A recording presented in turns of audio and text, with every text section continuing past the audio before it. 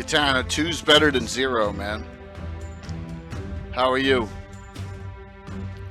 Let me see, fam. I'm gonna see if I can do this right now. I'm gonna try.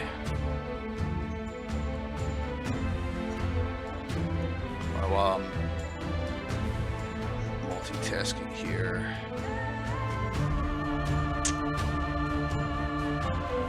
Because, oh, here comes Anna.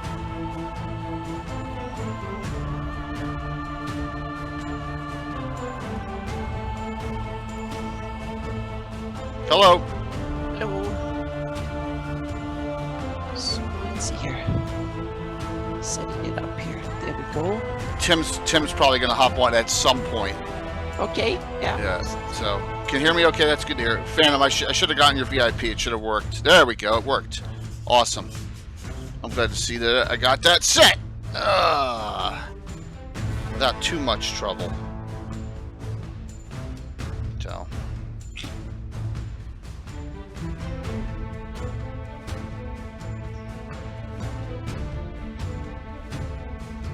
How are you? How was your weekend? Good. Yep. Same here. Yep. Yeah. We went out to a nice belated anniversary dinner last night. So there was no plans at all of doing the Gabbin last night. So I'm glad that was good because I wanted to see Top Gun movie. So yeah. I heard it was really good. Yeah. I need to go into depth sometime else, but I got a 5e feeling when it comes to the oh, they dumbed it down. But it's not for me. It's a great movie, right? A lot of action, beautifully done, all that, but it's not for me. Okay. Yeah, the first one was for me, and right, yeah, and for me, yeah. The first Top Gun movie was, I was 21 when I saw it. I think 21, and it was a movie for me. Right. It was the biggest thing in the world, so to speak. This was a cool movie about planes with Tom Cruise doing the best role of his life and so on. So nothing to complain there, but it was not the movie for me. Okay, well that's fair enough. Yeah, well, yeah, it's not a bad movie by any means, but I'm not the target audience. It's not made for me, and yeah. So but I like how you said it's a 5e movie. That was funny. Exactly, because it's the same feeling I have about 5e, meaning it's probably the best edition of D&D in a lot of ways. Plays fantastic, smooth, right? Easy to get into. Exactly, easy to get into, and the whole shebang. But it's not my edition of D&D that suits my needs, so to speak. That's a great way of looking at it. Yeah. So it's something probably has to do with the fact that I've played D&D for decades, and I've been into aviation for decades. Right. And I'm starting to get jaded a bit, so to speak. I can't go to the movies to watch an aviation movie and get carried away like it's the coolest action ever. I need at least VR or the real thing in order to get that kind of adrenaline pumping, so to speak. But I must say the footage was fantastic, and I like the story was awesome. I'm not going to spoil anything, but right, because I'm definitely gonna go see it. If you like the first Top Gun movie, you will like this one. Definitely. All right, well that's cool. Yep. Well, it's good to hear. And there was some cool twist I never realized was even after watching the trailer. There was still completely the story threw me off the loop several times, despite the fact that I've seen the long trailers and all that, and it still surprised me in pleasant ways. So that was fun. Nice. Yeah. So it was, so but I got that kind of translating into D&D terms, a bit of the 5e feeling, so to speak. It's a great edition, plays perfectly and so on, but not really my favorite edition. Yeah. Right. Oh, not for me. It's more than fair. More than a fair assessment there. Yeah.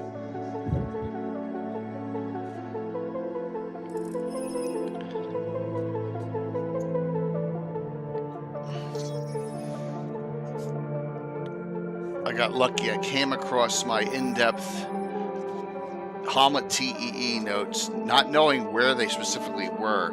Okay. But they were in the front, and I decided I have a whole half of a notebook left. So my Narwhal book is the second half of the book, and the TEE Hommlet that we did, I don't know, 12, 13 years ago is in the front half. So I was like, I'm lucky that I came across all that. So it'll really help for tonight. And this is kind of cool because in the D&D world, Temple of Elemental Evil is as much of a classic as you can come. And Yes. the movie world, Top Gun was for me the most classical movie ever. So and some of the best movies ever made. So this is a good discussion. So that's good. Yep. Hey, darling. Hey, Rob. Good to see you, Rob. It's going to be a really good discussion tonight. Now, once again, this is going to be... I'm going to meander all over the place because I'm just going to give you my thoughts on what I did. Me too. So and we probably, and the cool thing, Jay, you and me, we use modules differently and we look at them differently, which I think will be cool for this discussion because we can attack the module and look at it from different perspectives. So, Absolutely, and plus, look, we have the ever mysterious joining us too. There. Awesome. Hi, Tim. Hello. I'm playing with my new camera. Yeah, it looks really good. Oh, yeah, it looks great. It looks really good. I mean, you can only do. Yeah, Starship Warden related vid there, Rob. Absolutely. Hey, Michael. Need to do much. See, yeah. Good to see you, Zudrak. I still got stuff here for you. And we'll see. Like I said, this is a holiday night. I did advertise a lot that we were moving it to this night, but you know, we'll see how far that goes. But so, darling, what kind of camera did you get, Tim? What'd you get? It's a Okio Labs camera. Okio Labs. What the heck is it? It has an AI that'll actually follow you if you don't have a camera person. Oh wow! Okay. I turn it off to control the zoom though. So how much was it? it was I think it was like I think it was about $100. $100. That's about right. Because Yeah, like that- a Brio is between 150 and 170 now. A 922X is about the same. Hey, Obsidian, did you get that It's made by- package? Go ahead, Tim. It's made by the same company as it does my down-looking one. Oh, So, okay. Yeah, you might as well keep it together. So. And now it has controls where I can control a lot of things on the. Good. Well, you're really clear. You're crystal clear. You're brighter too. Yeah. So that's good. That's good. That's a good. Right there. That's good. Right there. Yeah, That's good. Right I there. You just can set see the exposure to Hey, manual. Worm's Blood. Yeah, you were a little bit overexposed. Now you're perfect. Yep. Overexposed. Well, Yep. You were overexposed. Now you're perfectly exposed. Yep. Yeah, that's good. The mirrorless Sony, I heard, is good for that. Yep. Hey, Lando, good to see you. So, darling, Brianna, it's Utahime cosplay. It's how you pronounce it. She explained to me that it is Japanese and it's not Utah Heim or whatever it looks like. It's Utahime. So I got that. And wait till you see that log. Wait till you see this character I bring in during this Love Squad game. Ha ha! Mind games. What a weekend that is in 2 weeks. Oh, she was hanging out? That's awesome. Yeah, I knew she said she was going to be starting to do that. That's great. Awesome. All right, let's go to our... All right, so tonight, everyone, welcome as people are rolling in. You need this? Good, Dorgum. Good. Well, I'm going to start my deep dive into the Wall of Fame. So, when's Three Wizards? The 11th. The 12th. So, the Slav Squad is the 11th and there on the 12th. What a weekend. That's 2 weeks. Yeah. Then it's also the 200 Gabbin. We're 198 here.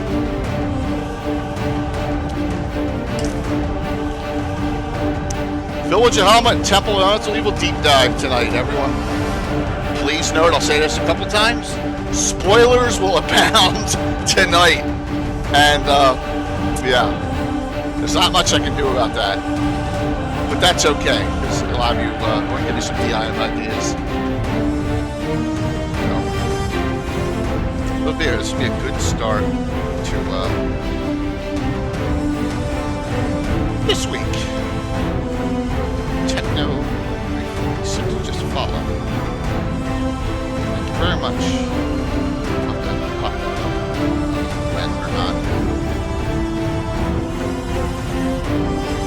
Hey, man. That sounds cool, Rob. All right, we're going to come live here. Dun, dun, dun, dun, dun, dun, dun, dun. Good evening, everyone. Whoops.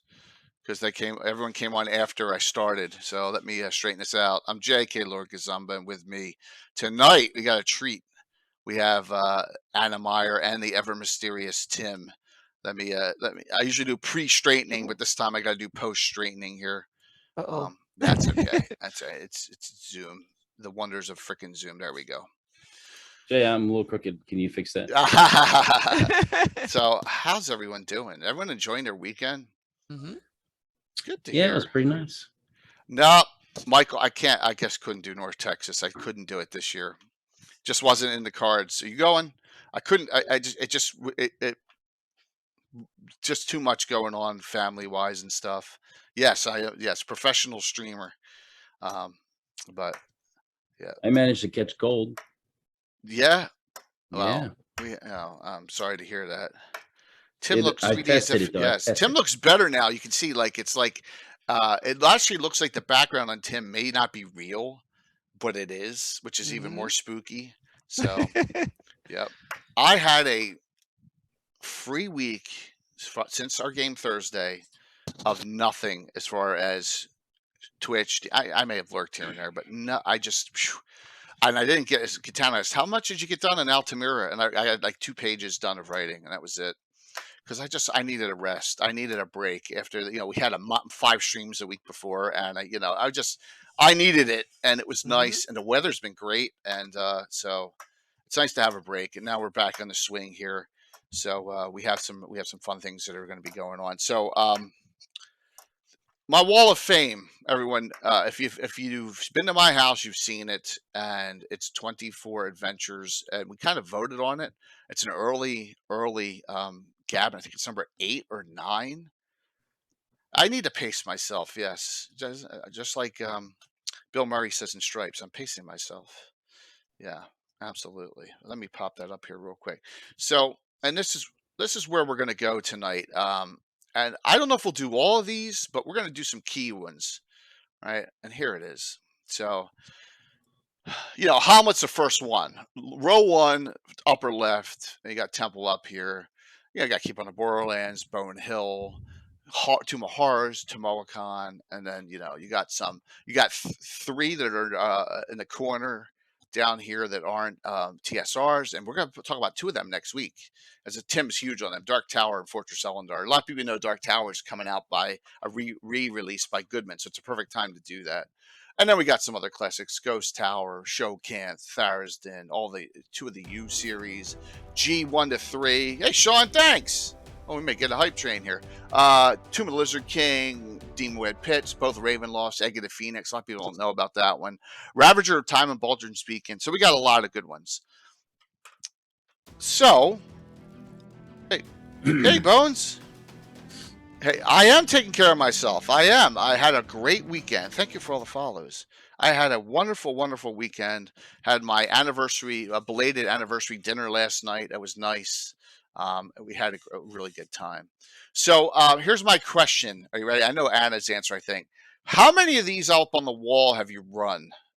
Anna and Tim. I think I only run one the way it was supposed to. Hommlet? That's the one we talked, Hommlet. Yeah, oh, cool. Hommlet, I would say, and that I'm going to further depth. I've run most of it as intended, but not all of it. And I'm going to get into deeper why, because for me, that's important when you run. Yeah. It's not my style of gaming, so to speak, but we get to that later. So that's the other ones I've read. I haven't read all of them because some of them are not Greyhawk by design, so I might not have read them at all. Right. But all the ones that have been said in Greyhawk, I've definitely read them through once or twice, so to speak. So, but I haven't run them. Very cool. How are you, Tim?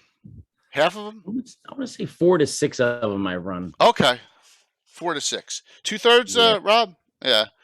So thank you for that hype train. So, let me set the giveaway up. We're going to do 2 classic. We're going to do a choice deal on classic giveaways, classic D&D reprints. Let me set that up. All I got to do is press 1 button here. I already got a preset. Boom.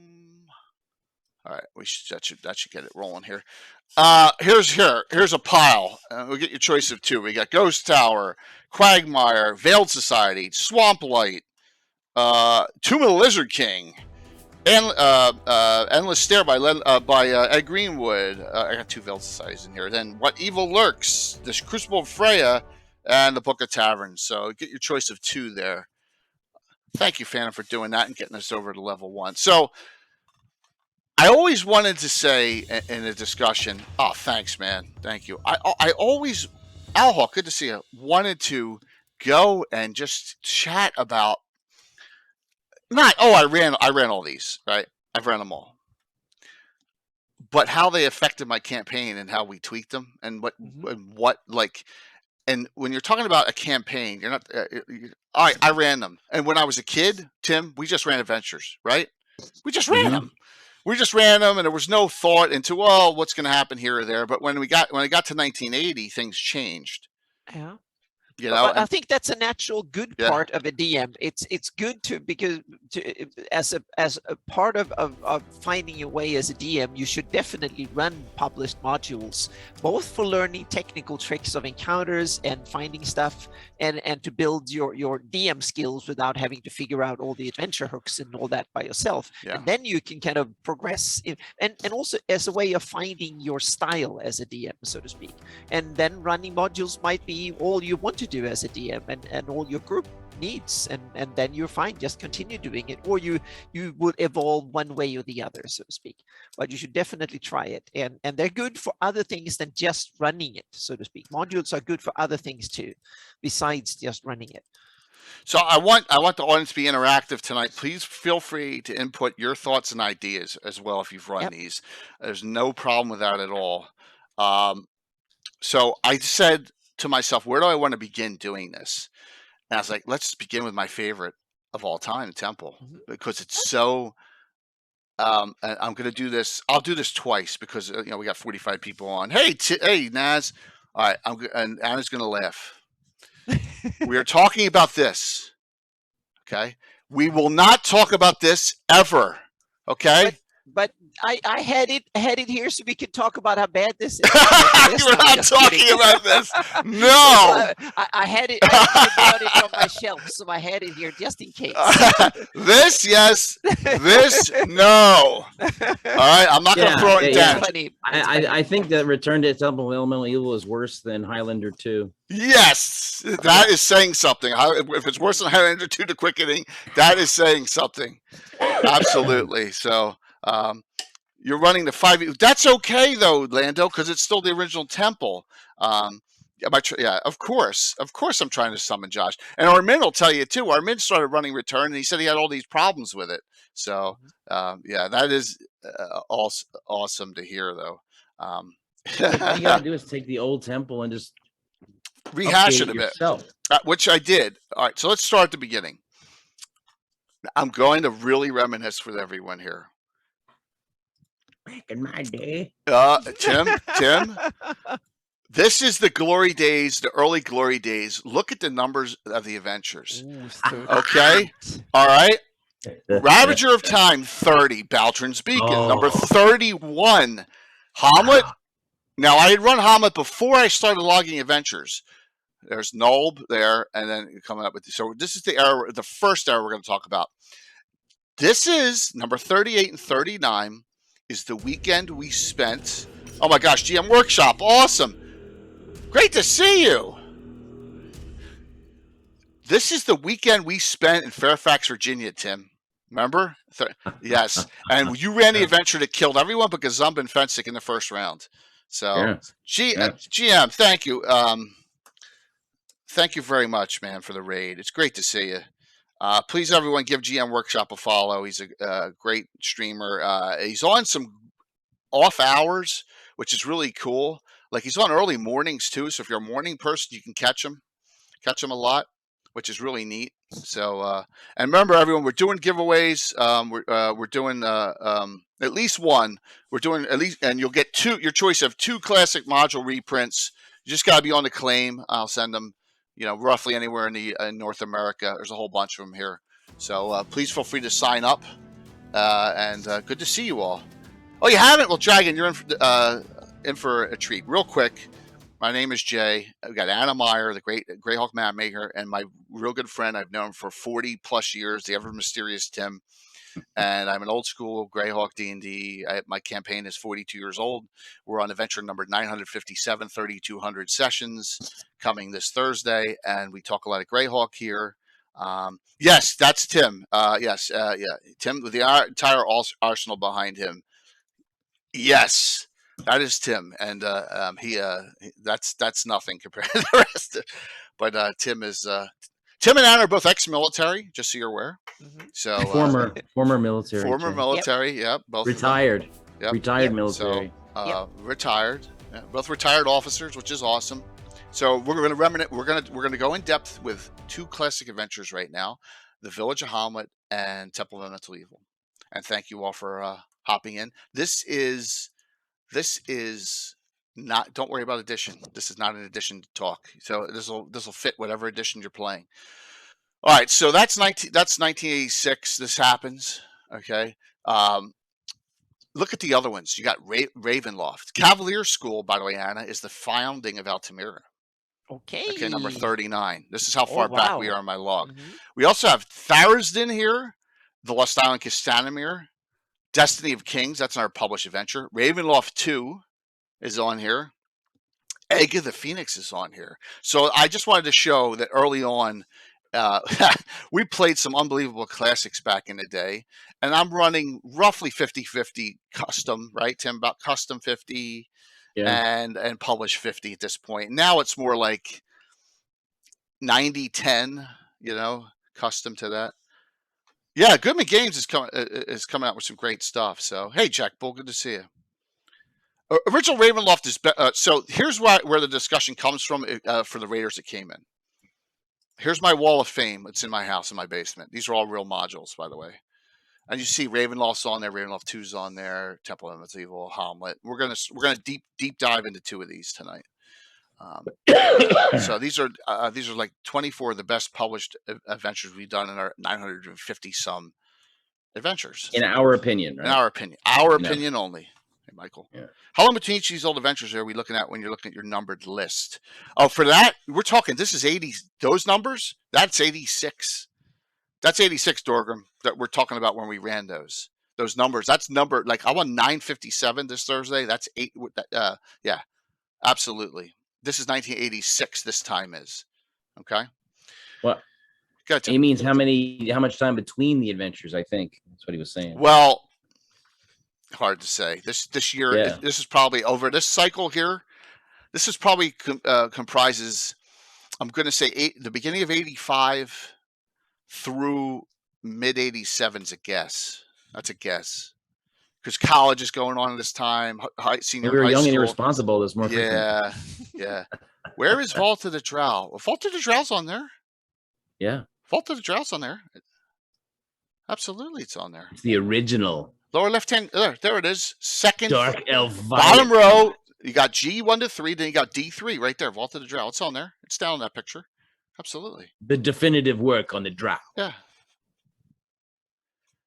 I'm going to say that's a good question. Best means most memorable in our campaign. How's that say? How's that? Most memorable. Some of these I ran before we started running numbered adventures. In particular, Tumahars and Tomoakan, which are not in the numbers at all. So, yep. It's an original print, so it's more Fairfax great. Why were we playing there? Good question. Marco, if you know my friend Mark, Anna knows Mark very well. Mm-hmm. It's awesome. Was down there for the summer because his sister, who was also she was stationed at the Pentagon, and her husband lived in Fairfax, and we wanted to finish Temple of Elemental Evil with him there. So we drove down, we ran 3 adventures that weekend. I ran Temple of Elemental Evil. Tim ran Knights of the Eastern Sun, which was basically Great Kingdom guy, badasses. And that was the almost party wipe. And then we ran the Cavalier School 1, which is the founding of my Altamira there. So Oh, favorite cover art out of the bunch? Ravenloft 2. I love the Ravenloft 2 cover where he's carrying the woman. I like Balchin speaking too. Yeah. So, all right. And this is the era of the classic adventure. So just want to give you where we are first time around. I ran this twice, by the way, this whole series twice. Oh, it was a wonderful weekend. It's so memorable. I almost died though. I had an allergy. They had Siamese cats, and I'm allergic to their dandruff. I couldn't breathe, and I went upstairs and I found an inhaler, one of those Preventol inhalers. I used it, even though it wasn't mine, because I couldn't breathe because of the cats. Desperate times require desperate measures. Yeah.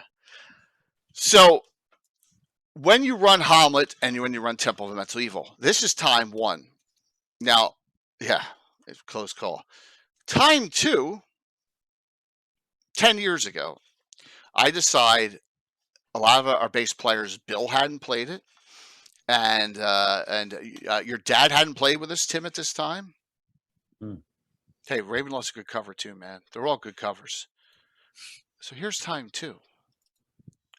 This time, and this is where we're going to spend a lot of our time. I really get down and dirty, and look, we're in the 600s now. And so a lot of this is, and we got some mix-ins in here because we bounce around, as you know. And then here's part 2 on Temple. So this is the second time we ran. And why isn't my? Oh, it's over here. All right. So we go all the way down to 692 here. TEE. I really spread it out into a full monstrous arc game work. So, hey, thank you so very much for the raid. It was wonderful for you to cop in. I really appreciate it. And this is an off day for holiday purposes, so I'm really glad to see you hopping in, GM. Thank you. Yeah, Murlocs and other stuff, even back then. So I'm thinking to myself, the first time I ran it, we just ran it. Didn't add much. With this caveat, Tim, do you remember what happened in the first time I ran it through the really highlight point? There was a reason something happened. Let's see if Tim remembers this, Anna. There's a reason something happened. You had someone with a mirror of mental prowess. Right. But you mean what he did? What happened during that adventure in the temple? And we talk in 1986, right? Well, my character, Glamdring, pulled the fast one over on the Lamia. Is that what you're talking about? Yes. No, I'm talking about something happened that I rarely have happen ever. I had an NPC do what? Oh, we had a traitor. Who was it? McMichael. Leo McMichael. I hate that guy. Why did it happen? Because you're a jerk. We had 2. So this is. I want to go back to that first one. I want to show you what happened. A lot in the old days there. Buddy. Well, if you notice this, we have Bone Hill. Third time I run Bone Hill this early, and Hommlet. I had 2 different groups at this time running.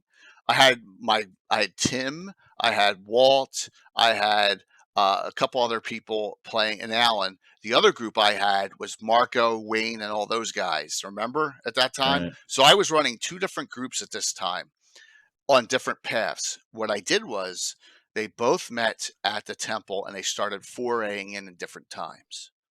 All right. So I actually had 2 different groups in temple running at this point. The second group, which was not Tim's group, but the other group, had Leo in it. And then we had a crossover event where they both were running. And then he had it out with one of Wayne's characters. Remember Tandor? And just said, screw this. He was character neutral. He got bought out and he turned on the party right in the first level, which was awesome. I thought it was one of the funnest things ever. Isn't that fun, Aaron, to turn on the Well, party? Again, it was, Wayne just spreading the blessings around with his bad behaviors. Good question there, Wayne. He got killed. See, this is the problem with me in the old days. He kind of we retconned it so that I still used him in the second time around. But back then, I didn't know any better. And I've always said this, that it's the number one NPC that I wish I had antithesis. And I learned from this, from other characters. Like in this adventure, Tim will tell you, This one, Tim will start twitching. What happened in the Battle of South Welkwood Bridge, number 52? Someone got away. Someone got away. Oh, is that Pooh Kid? Yes, yes. He got away for the first time. And why? I'm sure some Wayne did something dumb. No, it was Mark. Remember what Swain did? He cast ice. He cast ice storm, the slippery ice storm on him. He fell off the bridge and floated away. He kind of pulled a instead of damaging him. Yeah, there you go. Well, that was you. You allowed that. Never let an antithesis go to waste, Anna, right? Always bring him back. Don't kill him off first time. And I did that with Lareth the Beautiful in that first time, and I regret it.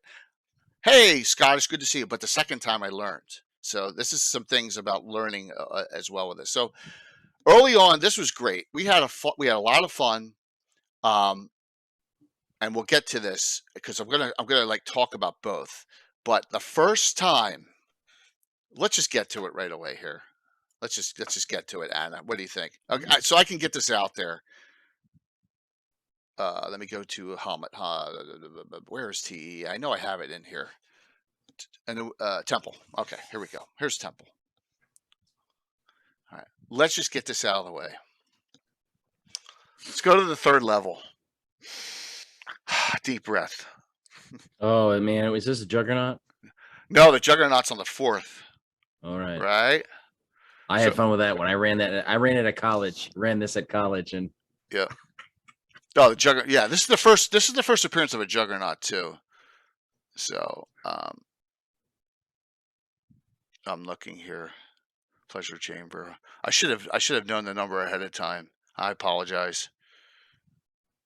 I apologize here. I'm not even going to be able to find it. There's the interdicted prison of Zugtamoy. So you get to fight a god in here, which is really a great thing in the adventure. Oh, someone find me the number. I should have known this. What are we looking for? We're looking for Thrommel's where Thrommel's hidden. Yeah. I thought I remembered it was on the third level. Look at the map and the number on it, man. Yeah, the map is so in depth here. Let me Ogre's Pleasure Chamber. Anna, you wouldn't know, right? No, that's beyond me. It has nothing to do with the landscape. So then I'm looker above. Yeah. Yeah. Here it is. Okay. Number 334, Inky Chamber. 334. Yep. We all have it, which is awesome. Let me blow this up a little bit if I can. 334. Okay. It's not shift. I'm trying to blow this up and it's not letting me. All right. Oh, let me just do it here. 125, 150. All right. 334. All right. The sarcophagus has no top. You see a vampire corpse clad in black and appearing hail, except for the stake through its heart. All right. So there's a vampire with a stake through its heart. Okay. There you go. And everything's lawful good around it, right? Everything's good all around in the previous chambers and all this other stuff. Yeah. Yeah. Exactly. It smells like a fake from get-go. Right. So it says here, scroll 2 with 2 scraps of parchment. One is a scroll of 2 magic user spells. The other is a message. Let the good ones use their newfound strength to seal in the horror of darkness to prove their faithfulness to right and justice. He who wrote this lacked the power to do so. Of course, it's a ghastly jape at the forces of good. I think it's funny, actually. There's some really good writing in here. Your powerful magic reveals a figure completely different from the vampire form. Okay, so once you're able to dispel this, you get to read this. If you can figure out that, well, this thing's got a stake in it, something just doesn't smell right because it doesn't. The whole room is found to give off a radiation of malign power. All right, there's no you don't detect really strong evil on the vampire, and it says here, you see a handsome male-clad human man with golden hair. He is clad in white surcoat, quartered by the arms of Fiorandi and Vidluna. All right, this is Prince Thrommel, who in the original glossography is kidnapped, and this is where his resting place is in stasis. I remember Walt actually guessed it. I mean, knew it when you described it. Yeah. And trust me, none of them had this. None of them had this. There were no PDFs back then. There was none of that. None of them had that, and they worked out that this was actually an illusion, and this must be someone important. And Walt said something to the effect of, "My gosh, it's Thrommel. This is where the prince is because he knew the history Yeah, and he I guessed do it. remember that. Yeah, he specifically guessed it. Okay. And it says here, if taken from the chamber, Thrommel awakens but is groggy for 1 to 4 turns. Whoops, sorry, I hate it pops around. So if the broadsword Fragarax is in sight, he simply speaks and it comes to his hand. All right. So No vampire Thrommel. no vampire Thrommel. If you are to release Thrommel here, the vampire Thrommel thing is stupid. Now, if you don't in your campaign, then it's a different story. So just note, I can understand where it could be, but this is one of the keyest. This is Gary Gygax and them writing something and then having it come to a completion right here. And here's a great thing. It says here, you're all welcome. After you're done, you're welcome, and you go to Mitric, chief city of Illuma, and then Thrommel's pledging himself to Jolene. Ceremony. It tells you all about it right here.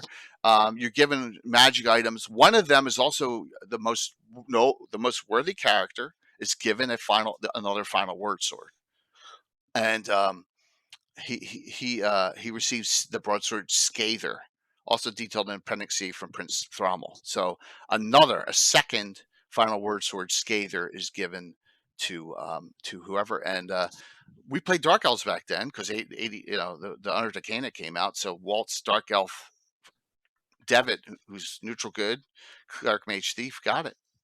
No, Fighter Cleric Thief, right? Fighter Cleric Thief. And so I'm pointing out, and we'll go over as we go over some more details. It's here, everyone. It's detailed right in this adventure, in depth, what happens. The only thing I kept Fiorendi and Voluta separate because I just wanted them to be separate states where they were jointly working together now, was what I said. That was the difference. So, Tim, comments? Anna, comments on this, commentary on this in-depth thing. They probably have a lot of married nobles back and forth, so they're kind of separate but close. Yeah.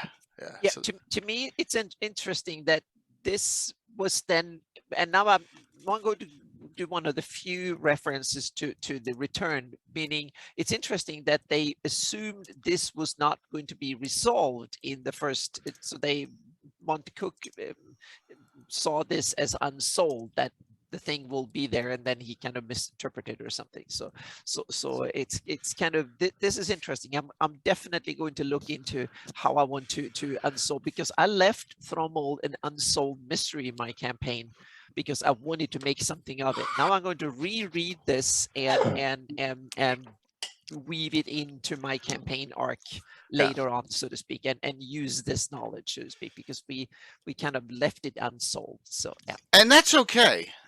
Absolutely okay to do, but and I'm not trying to be maybe I am a petulant little brat here, but we ran it and it was legitimately solved, and it's a campaign arc changer. That exactly. Then it should be solved in your campaign, absolutely, and stay solved, so to speak, because I like continuity and you have consistency within the campaign. So things that happened actually happened, so to speak, until something undoes it for some reason. Right. But I don't like weird loops when you have consistency gaps and things that happen all of a sudden don't happen and stuff. So and Josh is not on now, so we don't have to hear him, which is great. Even though I said, hey, I understand people, you got things going on. It's a holiday still. Yeah. So if you run this and your guys don't get it, you can have a rival adventure group kind of follow them into the temple, then free Thrommel and get all the glory, and they can claim that they did it all and rub it in the other party's face. Oh, there's an idea. Yeah. And this was such a momentous thing running this. Now, everyone knows there's the nodes at the end. I hate the nodes. I didn't run them in either time, and we're gonna bounce back a little bit. But I wanted to stress while we had people on, this is not like a paragraph. This is detailed as to options and what happens. So just note, okay? Yeah, but I want to cut into what I think is one of the strength of this series is that it is very integrated. It doesn't carry the Greyhawk logo on top, but it's still one of these adventures that is really set in Greyhawk. It has lore and stuff, but it's also different. And the adventure path has I call it adventure path because it's probably the original adventure path in D&D, so to speak. And it has a number of, and I'm going to kind of judge them from my perspective of very setting based sandbox, meaning how much worth can it be to my setting, to the world of Greyhawk at large, not how they are to run as an adventure. But if you want to build a detailed version of Greyhawk in the world, so to speak, there are some of these are really strong and some of them are weaker, and the weakest one is the nodes. And once you get down to the gritty bottom of the temple, it loses all that connection and it becomes mechanically interesting, but I think from a setting story perspective, no, I don't care for it at one bit, because all of a sudden it had nothing to do with the adventure at large. It's just a lot of mechanics, kind of weird things happening to your characters, kind of thing. That's a good point, Michael. I'm going to bring up something for Joe Block shortly. Okay, I will. Yeah. I got a whole bunch of other stuff we're going to go back before shortly. Yep. I'm trying to set, this is the first time round. So you're not freeing Thrommel the second time round, okay? Yeah. All right. But to me, I think that the really strong, there's 3 really strong points with this adventure. And those are, funny enough, once before you get into the greed, meaning the Hommlet with its factions and their little secrets and the different buildings and the NPCs and stuff goes, it's a fantastic little sandbox.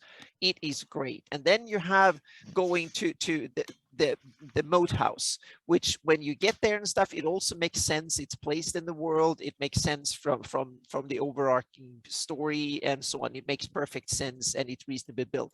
Once you get into the individual rooms in the moat house, it gets, in my opinion, a little bit less tied into the setting, and it becomes a little bit more of mechanics extravaganza, but it's reasonable within the moat house. And then you get to the Nulb, which is, my opinion, the best part of this adventure.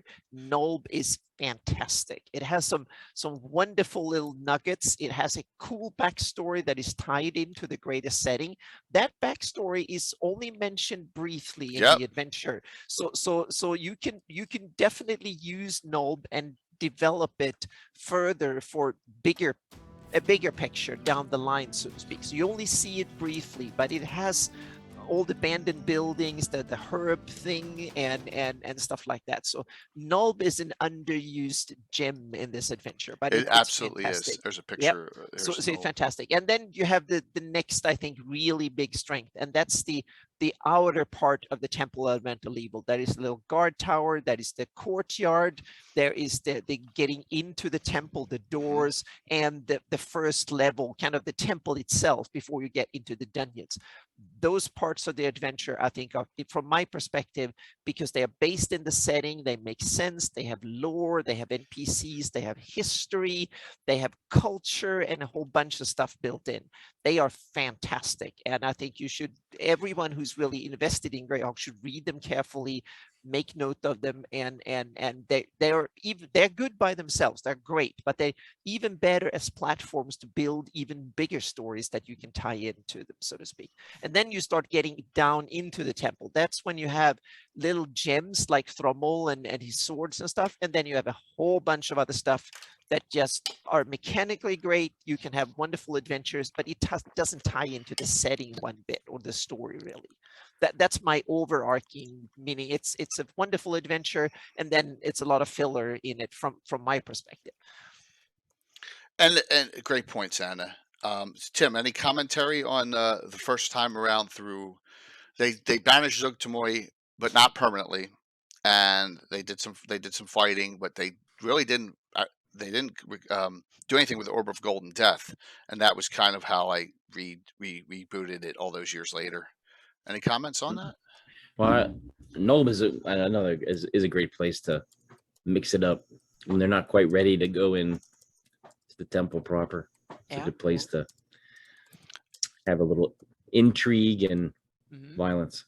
Yes. And also the geography of the area. It is big enough that you can fill in with other little things, but small enough that it's contained and a mini setting in itself.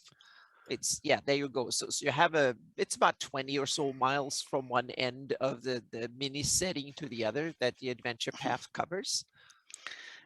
And so let's start at the beginning. It's 1978, and I read the glossography, and I read about this Battle of Emory Meadows. Mm-hmm. Okay. And I'm like, that is cool. That is like one of the great, and it's only like 2.5 paragraphs in there. All right, this is by Greyhawk Mike Bridges. And this is on, if you want to download this, you can get this on Tommy John Kelly's Greyhawk Stories. I'm going to link both of them. Okay. This is the Battle of Emory Meadows. All right. Uh-oh. You better not have COVID. No, I don't. I already tested. That's good. So here's the prelude.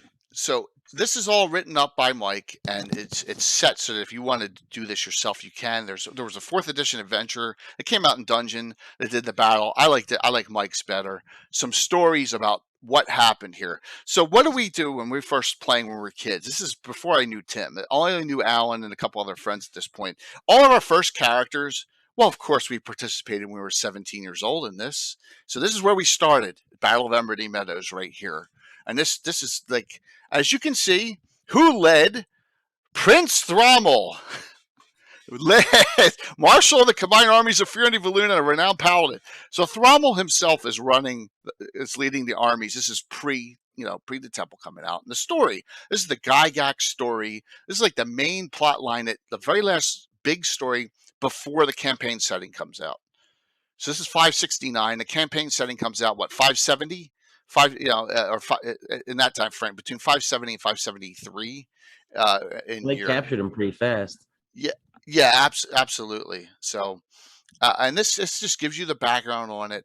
And this is where you start. Here's the battle, the discussion on it, what happens in the battle. Great, and this is much more well written up than in the glossography. So you get some detail here. And you get the prince set a trap. And if you look on the river map, Anna, you added in the Emberdy's Run. Mm-hmm. You added this in.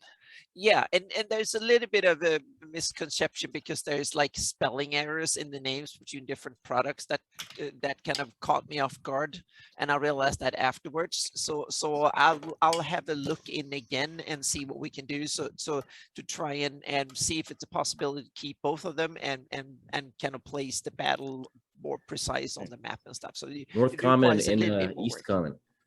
Yeah. Yeah. I used Jim Ward's Towers of Adventure box set to make adventures between Hommlet and Meadows. Yes. So, Michael, I'm going to share that. And that's great because you need to do that. All right. I'll show you what I did. All right. Very good point. So, right here is where I believe the fight took place, right in this spot here, right there on your map. So, if anyone wants to know where it is, it's right about in this area. Mm-hmm. All right. And that's where the fight took place. So, and then, he gets kidnapped and all, and your campaign starts, and you have your information for Hommlet. And so let's fast forward back to I'm still at the old house, and let's fast forward to, I'm going to guess 20,000, 2,000, but I don't even remember what year it was. I probably could look on the log, but so please, you can download this. It's a free download for this Battle of Emory Meadows. It's really good. And Mike wrote a really nice piece there. So just, and we're going back here. We're going back to the 600s. Well, I'm going to decide to rerun this. Now, spreading things out. And Michael Zudak did it with Jim Ward's Towers of Adventure box set, which is a good way of doing it. There's a lot of ways to do this. So I luckily, I came across this. I came across the notebook where I have all the notes for this time around. All right, which is pretty.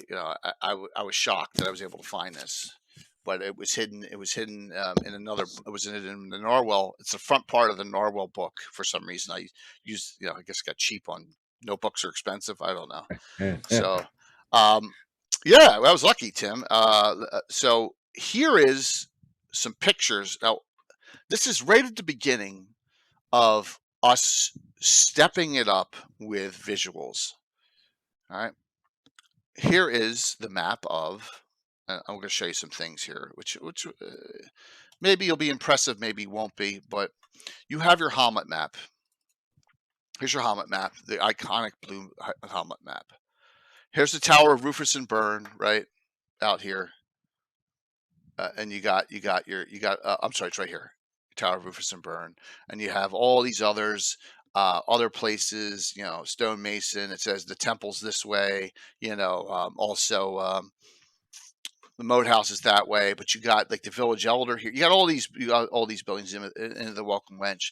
So I'm like, I can build this entire thing on my table. I bet you I can. So this is what we did, and this is at the old house. As you can, this basement was much where there's a Tower of Rufus and Burn, and you've seen that. I've had that rotating top for a long time. Waterway, everything is here. So I'm like, oh really? Oh yeah. And you added a cemetery. I added Tim. Great memory. Yes. Yeah, and this is from another view. Notice that these are really, really fuzzy pictures because of the camera tech. I think these were taken on my first iPad ever. You know, there's the mill, there's the church, there's the cemetery, right? Here's the end of the Welcome Wench here. Yeah, there's the cemetery running along. This is you know, you got the nobleman's house, and you have there's an abandoned hut back here. The Druid's Grove. I don't know if I have any pictures of the Druid's Grove. Can you see it on that one? No, you can't. Actually, you can't really see the Druid's Grove on any of these pictures. It's there though. There it is. There it is. There's Druid's Grove. It's right here. Druid's Grove's here. So, yeah. So we have the entire Hommlet village on here, and then I put the entire village up for N1 a couple of years ago, and I remember Cult of the Reptile God on here. Notice there's no underlays. It's just the old tabletop. So what do I do now? The worst thing you can do is just run right to the moat house, right? That's boring. You got to create some adventures. So here's a thing that didn't exist then that I wish existed, and that is Joe Block wrote this up just recently. And this is T0 Journey to Hommlet. Yep. All right. So, and this is a free download. You can get it on Joe's site. T0. It's readily available. This is an old school. I think he did it in 5e as well. And I have it here. So if you want to like give your character some experience beforehand, this is something that Joe wrote. I never ran any of this, but as you can see, Dungeon Module T0 Journey to Hommlet gives you a lot of you know, it tells you what's going on, tells you some information on characters. You got Ayu's Loth, Kelvin the Prefect, they're in there, and just a whole bunch of things. And then it's a caravan on its way there to Hommlet. So it allows you to have a little bit more mystery and suspense and detective work. Absolutely. So this is something that I wish I had back then, which I didn't. Nothing. Yeah. So it's pretty cool. And Joe did a really nice look. As you can see, here's the traveling the caravan route, which goes from Norwell, our place, through into Hommlet. And there's all the location encounters and everything here. And he's done it up pretty well, which is really neat that he took the time to do that. So just giving you another option for something that didn't exist back then, which exists now. I ran this for my son. For my son, my daughter was playing as well. You ran T0? No, T1. Oh, you ran T1. I was just thinking about the whole. Yeah, I wanted to. I found out about T0 after I actually started T1, and I was like, oh shoot, they already kind of shot past that level. That the whole premise was different. The premise was they were graduating from a fighter school, and because there's a couple commandos in the group, and he said, hey, there was a real famous battle that happened in his village. I need you to, he was having him deliver something to a prominent. He goes, hey, while you're there, do a battlefield walk, do a battle study of the terrain there, this famous battle, and take some notes on it. Tell me what you think about, you know, having them do like a battlefield study. So they go to the moat house. Oh, let's check it out. Oh, right away.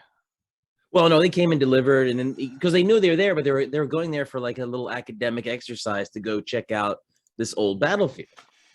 Sort of like we do that nowadays with real battlefields. You walk the land, you look at it. Well, these guys attacked from here, so they go in and get jumped. So you know that's how I started it. So Tony M300, Greyhawk is the first setting done by Gary Gygax. It is the original. It is the original setting. So if you go back to, let me. So we got some new people here. Let's explain it. If you go back to here, this is the original 1980 glossography folio.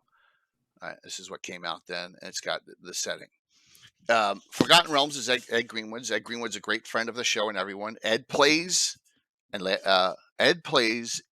Greyhawk game. Ed Greenwood, right, Anna? With Anna. Mm-hmm. Ed is a great friend of the show, and Greyhawk is the first setting. And if you're new, hey, it's good to hear. It's great to hear, but there's a lot of great information on Greyhawk. The problem is WotC hasn't supported it in 20-some years, but there's some wonderful, wonderful information. Let me see if I hit the right button. By the way, Ed Greenwood will be on this Gabbin 2 weeks from tonight, 2 weeks from last night, with Jim Ward and Jeff Grubb to talk to Wizards 3 from the Dragon Magazine articles. So he's on in a little bit. So with this, I'm like, what do I do? I don't want to go do this. Oh, just take a trek right to that, you know. Hey, Bill. Yep. I miss it too, Deacons. So thank you for the follow. That was really kind of you. I want to share something that Joshua Fontenay, I think it's fantastic, share with me on Facebook. And here is the Hommlet. He broke down every person in the village and what faction they belong to. This is every single character in the. Do you have a link to that? I can get it to you, the link here. Yeah, absolutely. He said this is for the community, so mm-hmm. I can share that link. That will be all right. So every house here's Tower of Rufus and Byrne. He goes over in detail. Look, he's got all the badgers from Byrne and stuff, and he's got all the individuals. I think we got green is Old Faith, right, which is the druid. Blue is the New Faith, Rufus and Byrne, St. Cuthbert people, and then you got some some baddies like here, Grey Mag, Ranus Davil. So this is actually helpful if you want to figure out what the heck. Yeah, isn't it? It's a cool thing, and I was very happy he shared it with me. I had some other ones too.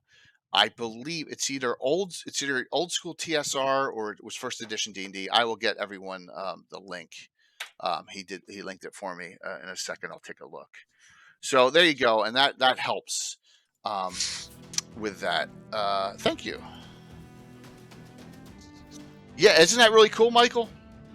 All right, so let's go to what I did here. And Tim, please, and Anna, please hop in at any point. This is the second time around I've decided, Bill never ran this, but I'm going to spread this thing out and make this a mega story arc. I'm just going to pack it in with a ton of adventures. I actually rarely do this, Anna, but I kept track of the days that everything was happening. I rarely, and what day. You don't do that normally? Not on this level, no. I really don't do it like this. Because they recruit, though. Right, and things are coming in and out. Also, Verbobank's the closest town. If someone dies, there's no one to do raises anywhere around. They got to send the bodies to Verbobank. There's no high-level armorers. So if you notice here, Tragus, plate mail in 1+ week, right? So at some point, Tragus ordered plate mail, but he had to get it custom sent out, and it took time. So I'm marking down the times. So I'm actually marking the days down from when they come into Hommlet to what adventures they did. So, Lando, I'll help you out with that. No problem. Hey, Shattered Saint, getting ready to take adventure starter deep on test drive using Hommlet. That's great. It's awesome.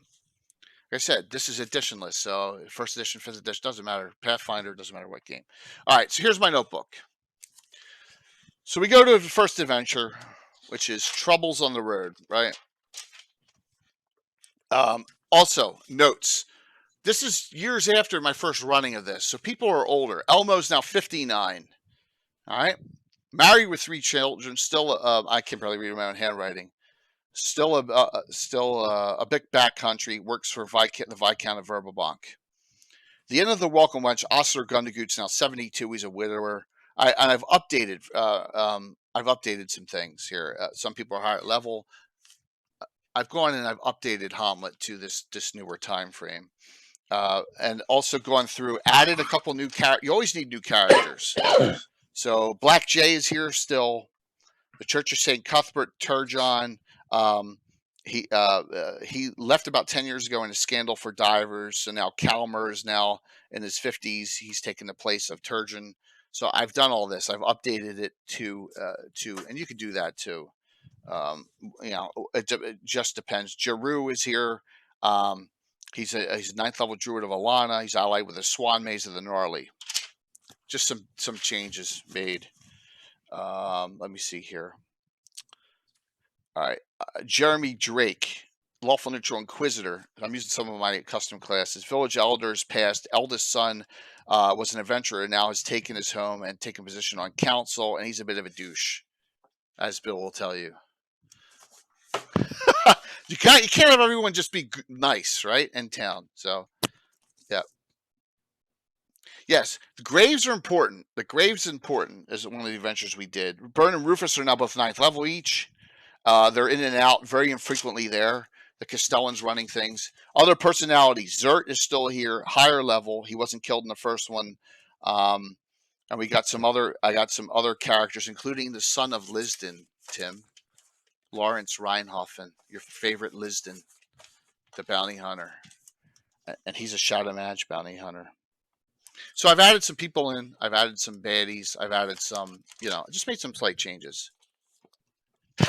Yes, exactly, darling. You need the token douchebag. You do. Jay always has lots of them. Come on, Anna. I mean, I threw against Anna and against all of. Oh, thank you. Oh, you're here. Tell her. So he's here. That is awesome. So he linked it in.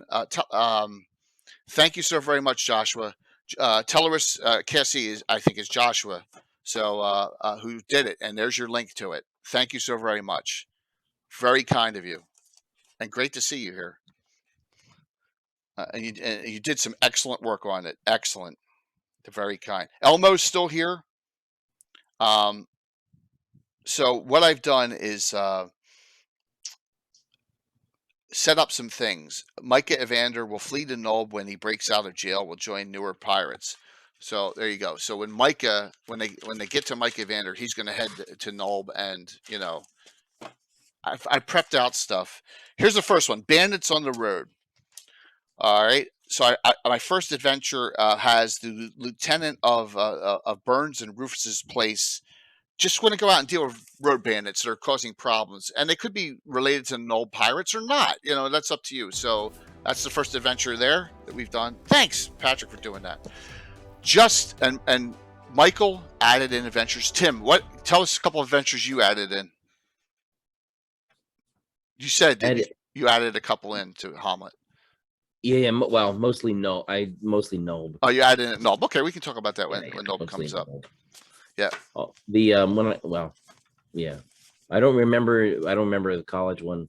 My kids though met everybody, and all the ne'er-do-wells in Hommlet tried to hit them on the way home when they were weak. They were hurting bad. They needed first aid.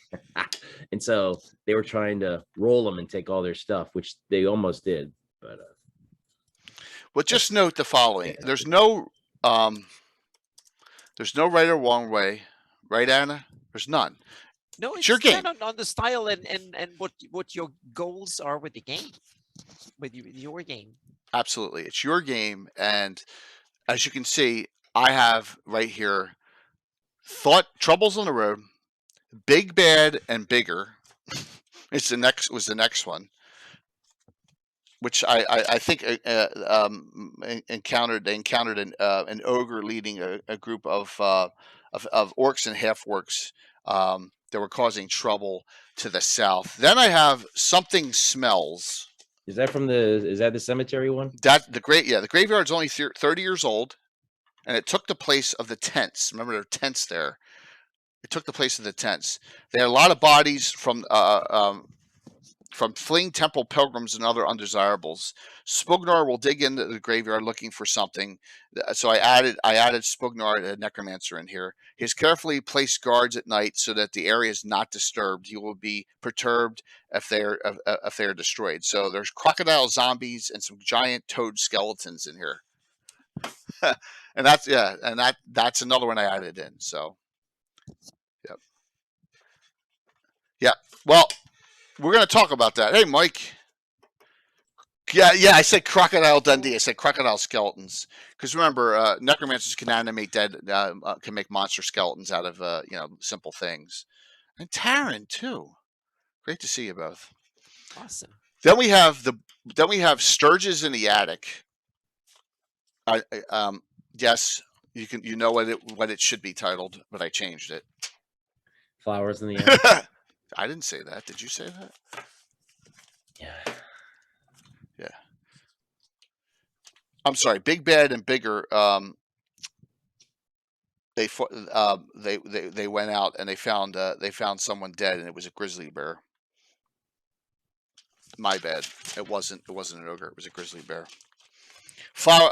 Sturges in the Attic. There's Sturges in one of the buildings. And it's the abandoned building, which is on the map. Now this is thank you, Patrick, for doing that for Michael. Here is, did I make it the cheese one back here? I may have made it this one here. One of these buildings is nondescript and abandoned, and it's on the I think it was this one. I think it was that one right there I made. So they clear it out of these Sturges, and then they get a base of operations, and they have an alchemist in their group, and they start setting up alchemy equipment so that they can actually have a base for spell research, alchemy research, because they're going to be here a while. And this is only on day 7. So because actually this is where Bill introduced the Maester, right? Yeah, absolutely. Yeah. So this is when Game of Thrones was on. Yeah.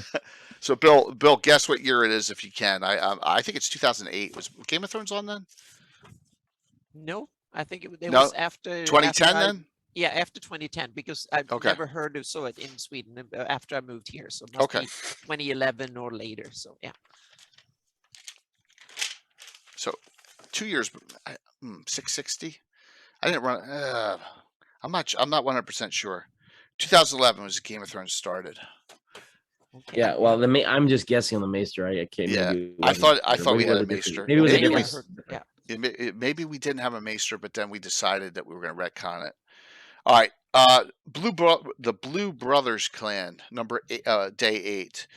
They're these little blue guys, the blue goblins I had in the D&D original D&D, and they came from an adventure, and I used them. And so there was a bunch of goblins that had raided out from the gnarly. And that was number 8.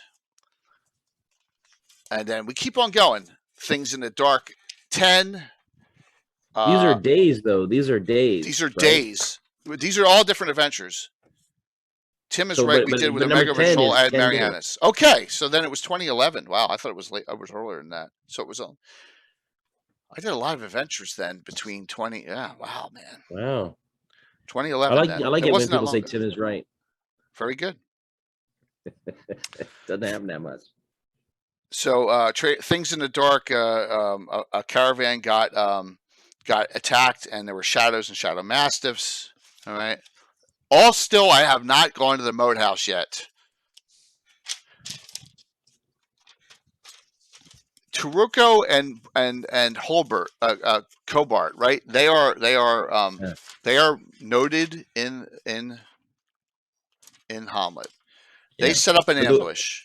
They're the ones that tried to roll my son's group. Right, exactly. And I do that on day 14, noting that the moat house is worried they're getting closer, so the moat house gives instructions to deal with these adventures in Hommlet, and that is day 14. Then they finally get to day 15. They finally get to the moat house, and that is moat house outside assault. All right, where they don't go in though. They get smart. They fight all the bandits and brigands outside, and the toads and all, and then they depart. Right? They don't go in because you know how weakening that is. I really stretch this out. I don't think they're even third level yet. So Scarlet Monk, yeah, NPC, absolutely, absolutely the monk. So even if you skip the temple outright, Hommlet is an excellent base. It is, Michael, and that's the great thing. This is such a. Anna says this is the ultimate sandbox.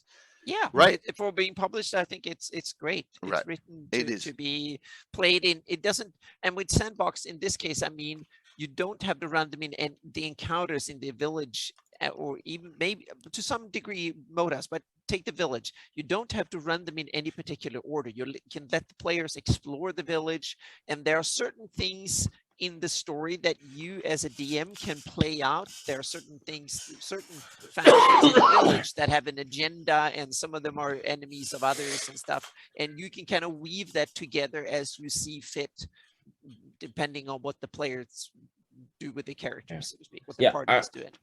I'm using Hommlet without the temple. I'm using Hommlet as the stepping stone for Night Below. See, I like that too.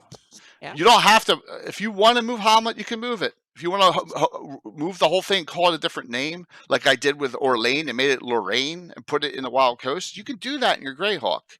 Just note, there's nothing wrong with that. If it makes sense for you. And Rob, that is awesome what you did there, laying the wreath. That's really a cool thing. It gives it importance. So this is the original cover. Is this Diesel? What's that DDT in the corner? Do you know who that is? Anna, who did this?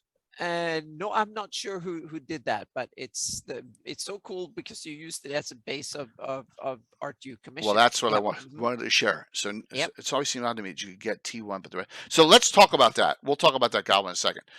So it's Trampier. Thank you, David Trampier. Jeez, oh my gosh, I should have known that. Thank you so very much. David should have known that. This is awesome. I had for Virtual GradCon 2 last year, we wanted to do our own custom artwork for the first time. I took that and we came up with this. Now I'll show you the original artwork. All right. Return to the Moat House, Virtual GradCon. That's for this year because we got more artwork coming. Here's the original artwork by Carson Druitt. He's a Twitch partner. Let me go back to the first page. You get it bigger real quick.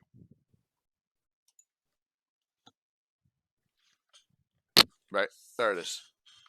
And that's the original artwork commissioned to do. And I helped out colorizing You helped, it. yes, you helped a lot. I colorized it, and we added a bit at the bottom so we can put the text over it. So, which I was amazed how that just interpolated. If that looks screwy, it's not the original artist's fault because that picture is fantastic. I just added some so we got a little bit more room to put the texture on. So I faked in some of the grass and stuff, and also put some of that orange color that is in the original and put that as a backdrop of that wonderful sketch, so to speak, and the drawing that was originally made. So, little foreshadowing. Virtual GradCon 3. I'm using this for now. If you want to go to, it's not, signups are coming, starting for events registration. I'm sorry, for registration and event submission, June 30th, we start. Remember, it's the first weekend in October. Note the following. I have 3 pieces. Someone has commissioned and is taken care of on our behalf of the following works. Bone Hill, Ghost Tower of Inverness, and Baltron's Beacon. 3 pieces of art coming.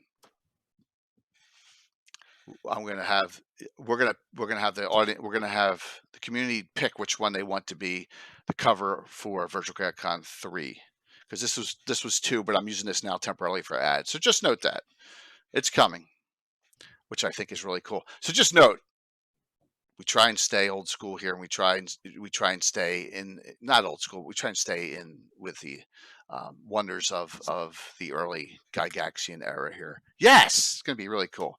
I have 2 of the 3 works. I'm going to show 2 of them to you. The third one is almost done. So I have Bone Hill. They're by Dan Smith. I have Bone Hill, and I have Ghost Tower of Inverness. I have both of them. I'll be back. Sure, Tim. Yeah. So they get to the moat house and they assault it outside, but then they camp and they go, "We're not going." I guess they know a little too much. Yes, Rob, please. And I'll be getting with streamers. I'll be getting with all the streamers, and I may do a fourth day of streaming, but 3 days of the con. We may do some streaming content because we're going to have so many streamers this year. I mean, we had like 13 last year, 11 to 13. We'll probably have 15 to 16 this year, hopefully. So we'll get with everyone. We'll start figuring out times. Night Below is awesome. It's a great. It's one of Sargent's best works. They confront Lareth the Beautiful. I put down confronting, but I think I had a plan to get him get away, and it just didn't work, and they still kill him. I'm almost positive that's what happened here. I was ready for it and set for him to get away, and I think he got critical hit. I think he got decapitated. Actually, I think someone critical hit and decapitated him. I'm like, well, best laid plans there. So awesome, Rob. It's great to hear. It is great to hear. So a week later, as they're resting up, because I think one or two of them actually got killed, the characters. First time into Null where they scowled in is a week later, which makes sense, Anna. So let's pop on the temple now. All right. So a question came up: why the delay? So this is a good question, and this was frustrating for me as a kid. This comes out in 1979. Hommlet. You run it, and at the very end it says there's more coming, more publications coming, and it doesn't come. Yeah. Was it like 7 years or something? I think six and a half. Okay, yeah. I think it's more than six, but so this is way too many. Way too many years. Finally, Temple comes out in like late '85, so it's like over 6 years. Yeah, it was awful, and so most people had run Hommlet multiple times because there aren't that many first level adventures, and a lot of people aren't running, or they're not homebrewers at this point, or not running their own adventures. You only have 3 or 4 first level adventures, and you just, hey, Cave Geek, good to see you, man. And it just you run what you have and you run what you know, and that's what ended up happening here. Was that I had run it a couple times early on. The first thing I really ran for other people outside of my group. Man, where's your shout out, Cave Geek? Jeez, I got so many freaking shout outs here. I hate when that happens. Please, everyone, give Kafir a follow.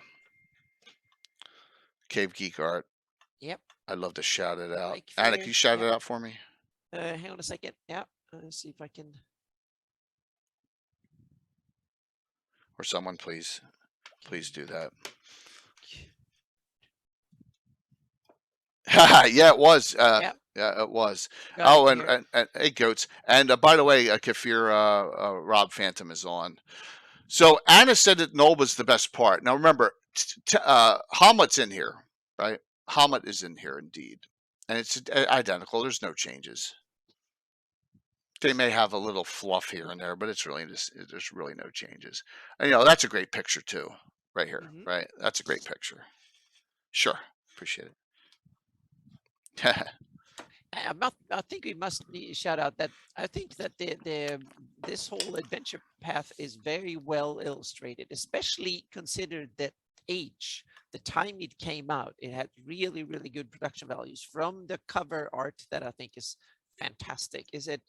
Hang on a second. Now I need to figure out who that is. It's a Parkinson. Yep. That's a Keith Parkinson, yeah. Yes, yeah. And I think it's brilliant. I love that temple. It's fantastic. And you notice, it's a great look to it. And Carson, one more time. Look at the front tower. It's down here. I want to show you something. See this in the corner? Look, the banner. He even put in the banner of the eye right there from the original. It's right there, a ruined banner from the eye going back in the return. Oh, look, and this guy's an Order of Yolk symbol on. I threw in a couple, I threw in a little thing, but yeah. So he really followed it pretty well. It's very well done, both, and yeah, it's an awesome picture. So they do That is a great picture. absolutely. Aerial drone footage with that before we had drones. Yeah, it's a great picture. And Tim, while we're going, I said I think I had every plan and every intention to get Lareth away this time, and he got decapitated, if I recall. He got critical hit and he got decapitated, and I said, well, there goes that idea. I know. I did it. My son killed him too. Yeah. So he almost had him taking a deal. Really? He's 18 charisma. He's like, this is a big misunderstanding. Well, yeah, and even though I don't know who those humanoids were, I don't know anything about them. I didn't talk to them. He was a good liar, which is great. But they were like, if we kill you, we get everything. All right, Hommlet and Nob. Archie sure dropped the ball. Greyhawk did. So, Deacons, you're going to get Greyhawk content soon.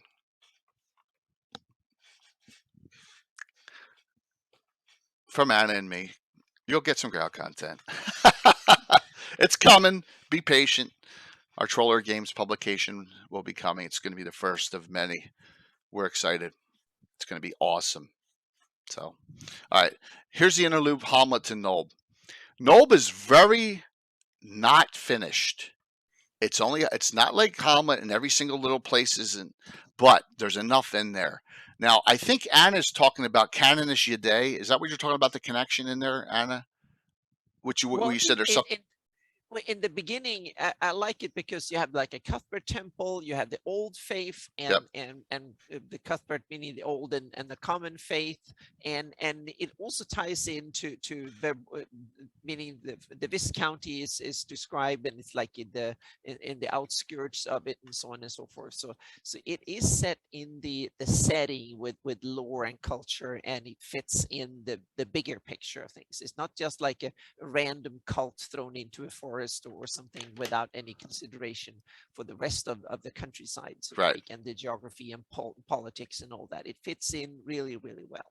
It's probably because it's kind of almost the other way around. The rest of the surrounding area is designed around the temple, because Hommlet and the temple was so early on that it came out roughly. Hommlet came out before the Greyhawk setting came out and stuff. So they were aware of each other, so to speak, and it's designed by Gary and Frank Menser did a lot of the work on Temple of Elemental Evil too, but it's Gary's hand over the whole thing, so it has a really good setting, kind of setting. But it's interesting that it doesn't carry the Greyhawk logo, which to me it's amazing. They should do a reprint and put the Greyhawk logo on it, because it really is Greyhawk.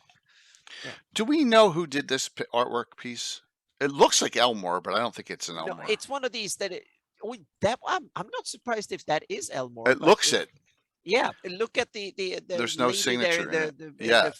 Both of them looks really. Yeah, they really. It does. It looks. It is Elmore. okay. So yeah. This is 85, so he's around.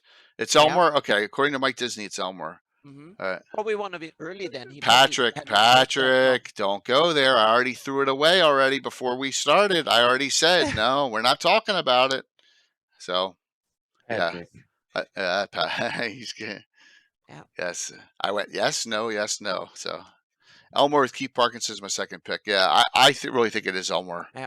And look at that illustration. Look at the wall in the background. There's interesting heraldry. Yeah. Yeah. And we don't know exactly what that heraldry, what that is heraldry of. But if you look at it, it looks something Ulick-like, because you have the four divided into four, and that is like Ulick-like. So we have something cool, and I haven't noticed that until now. So this is something I'm going to do something with, because as soon as I see just a tiny bit of a symbol somewhere, I want to do something. And the eye heraldry, I'm going to do something with that too. I think it's the Nob Pirates. That's my guess. Nob Pirates? Yeah, they're not Nob Pirates. They're pirates that stop in Nob, the river pirates. The river, no, Yeah, no. there might be if they're organized enough that they want to add, because heraldry is like advertising. If you want to show the world that I'm someone to reckon with, that's when you get yourself heraldry, so to speak. Could be a when you sign have for like the a inn. base. Yeah, or it could be something old that have been there, and they put it up, so to speak, or conquered or something. So I'm yeah. So we'll have to think about it, but it's yeah. Or the bouncer bounced somebody who left their shield behind and they hung it on a wall. Yeah, I was thinking, did the I'm trying to get Josh on. temple cult, did they have at the Battle of Emory Meadows or something? Was there someone there that was conquered and defeated? It's a great point, Anna. That had that shield. So I'm going to look at the Battle of Emory Meadows and see if there's any possible factions there that don't have heraldry that they might fit in. But I got the skull and the axe, and then you have the two colors, so to speak. That's kind of interesting. So we have a little bit to work with there, but oh, I love this interesting. Yeah, and odds are this is Elmore. 100%. I think the pictures, it definitely looks Elmore. All the faces looks very Elmore-ish, so to speak. Yeah, Larry would know. So yeah, they've tried already. Everyone's tried already, and I nixed it early on, but we're good. We're good. We're going along. The temp returns out on my wall of fame. So this is very like, what do you do with Noel? You got to set it up for a confrontation between the pirates and your adventuring group. Eventually, you're going to have to do that, because if you don't, the pirates are going to harass you all the time as you're foraying in and out. Because if you look at this map, and this is a cool map, I'm just going to bring up the one that comes with it.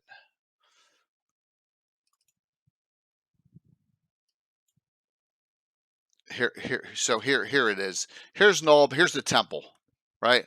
So you really got to go through Nulb and have control of Nulb if you want to be, because this is, you're going to have to afford this every time, because this is that the jewel? No, that's not the jewel, right, Anna? Or is that the jewel right there? That may be. It's not. It's hang on a second here. Now I need to but look at the map again. It's navigable. Oh, well, clearly. Kind of.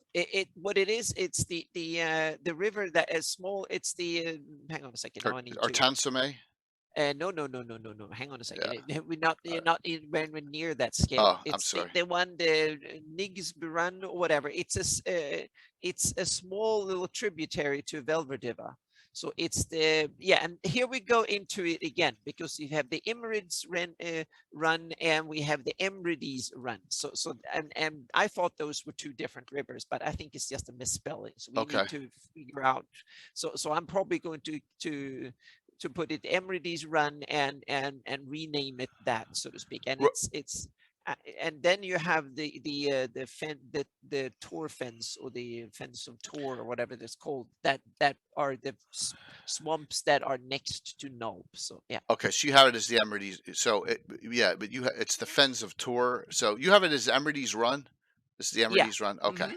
Yeah. Okay. And it doesn't connect named. To Jewel. Yeah, but the problem is it has two different names, and I thought it was two different rivers, but I think it's meant to be the same river. Okay. Now, when people have kind of pointed that out to me, and I think they're right. So yeah. And Nulb is at the furthest end of where you can take like a bigger rowing boat, or like a really small sailing vessel up that tributary.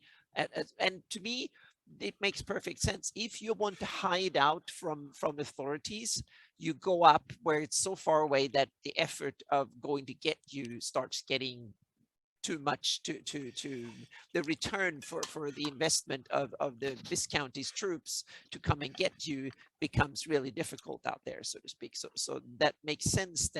So I wanted to make the geography fit the story, and this is a good example of it. So that's why I didn't take that tributary and ran it straight for Bobonk and stuff. I wanted to go other way. So you have to go overland and then put a boat in there and then go out the swamp, or you have to go all the way up north and then down south again.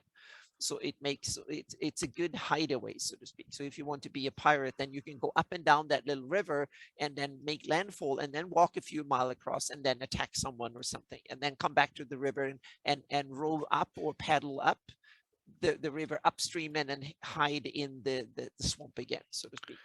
That makes kind of tactical. You can stay away from the ones chasing you and want to put you in prison. But what that means is that in order to really have access to the temple, still you need to have them out of the way. Because of look where it is. Because well, if you want to stay in the area, yes, or you can make a quick hit and run. But the idea is that the temple is so large that you need a base of operations kind of thing. You need to hang on in the area, go out and replenish for spells and stuff. And that's when you need to clear out the surroundings first, so you can kind of be safe when you go out the temple too. Yeah. Absolutely. Because if the temple was like over here, it wouldn't matter because you're on the other side. But well, and that's the way I always thought of it. Yeah. So the map was weird because the forest is the left and lower surrounds and continues east. Yeah. Well, the temple's in a defensible position when you think about it, Jack. I think that's what it is. Yeah, I have it as up on the hill a bit, so the temple is in a more, and also away from even from the river pirates and stuff, because they're not the same faction. Right. They're just Absolutely. and I see the river pirates not as an organized force. I see them as a bunch of thugs that are hiding out there and make a living by scavenging from others, so to speak, not like an organized force that way. And also I think that the ones behind the temple probably like to have these kind of thugs walking around being extra unpaid guards, so to speak, in a way. A force that kind of they deter strangers from coming snooping around too much, and you don't have to pay them much. You just have to let them be there and think of the clearing of numbers as lightly forest or swampy low ground. The hills of the forest have divided the river north. Very cool. Yeah. So the river kind of flows in an arc around, and the Nulb is in the southwest, because then it goes east and further up, so to speak, but then becomes so small and tiny little river creek that it's not really navigable by anything afterwards. This one says Fred, J is the artist. It's right there. Okay. So I don't know who that one is, but this is the herb shop, and this is the spies for the good guys. Hey, Prespos, good to see you. This is Elmore too, you think? But wow, it definitely is. I wouldn't be surprised. Mother Skreng's herb shot. So Mother Skreng is Canonish Yday, and Hruda is Mother Skreng, which is Merfol's, Otis's fellow adventurer and follower, and elven warrior, fighter thief. So, okay, I did not know that. That is. Did we know that? J. Fred is Elmore? I didn't know that. And we had Larry Elmore on the show. I didn't know that. Wow, thank you. We'll have to talk about that next time we have him on. It's a secondary name. When Larry Elmore was working on Fort Knox, he would get art assignments that were rushed ahead of signing his name. Instead, he could credit Jack Fred. The artwork couldn't be traced back to him. Wow, thank you. You just taught us something, because we never talked about that. That's awesome, Prespos. Yeah, well, hopefully this helps you out a bit.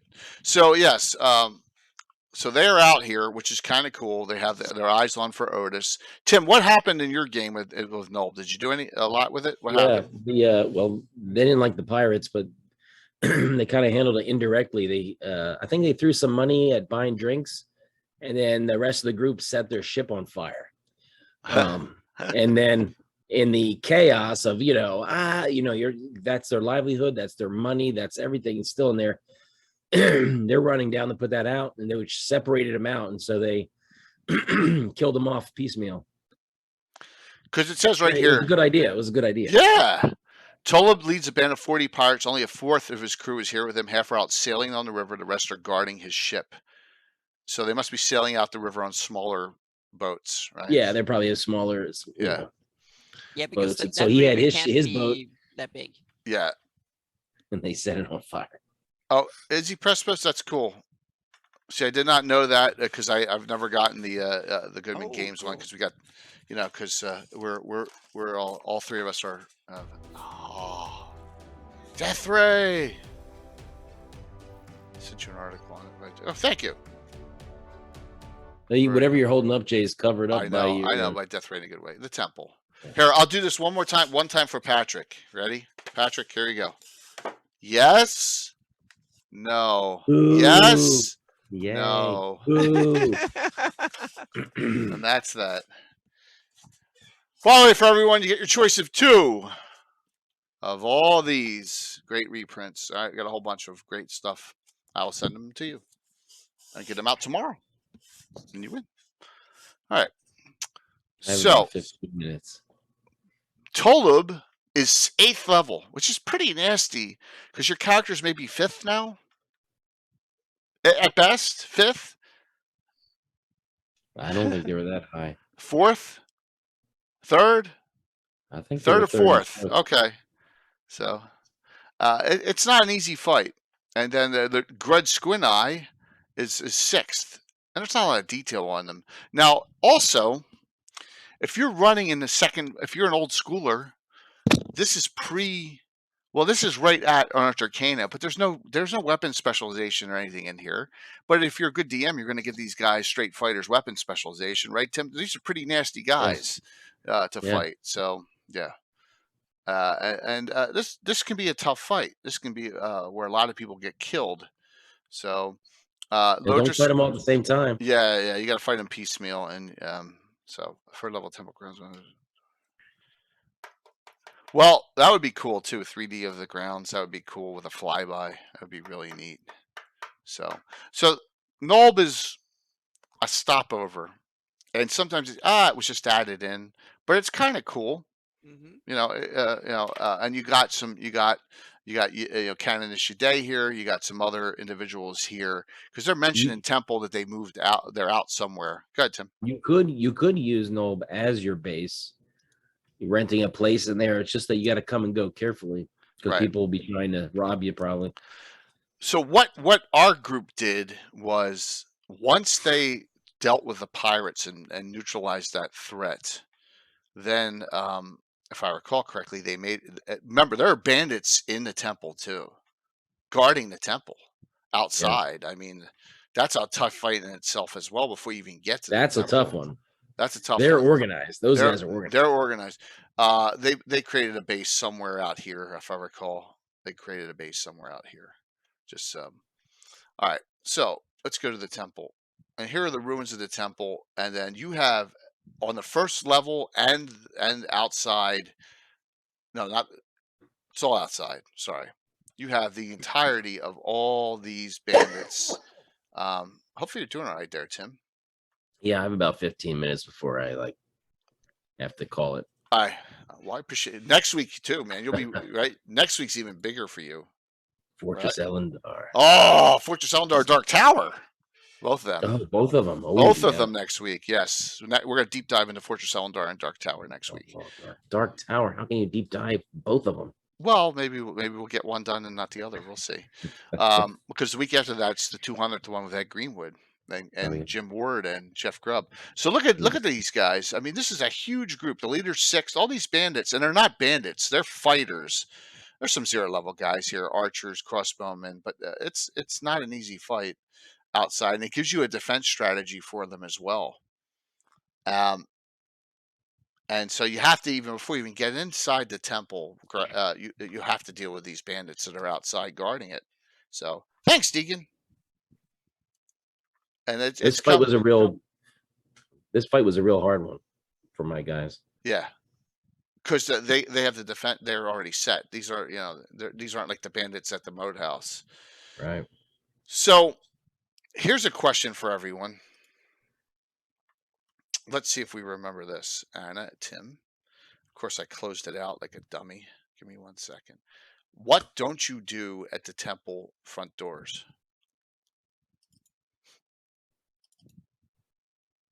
What don't you do? Don't touch those things. Yep. They had a repulsion, if I remember correctly, or something like that. So you were kind of forced away from them or something.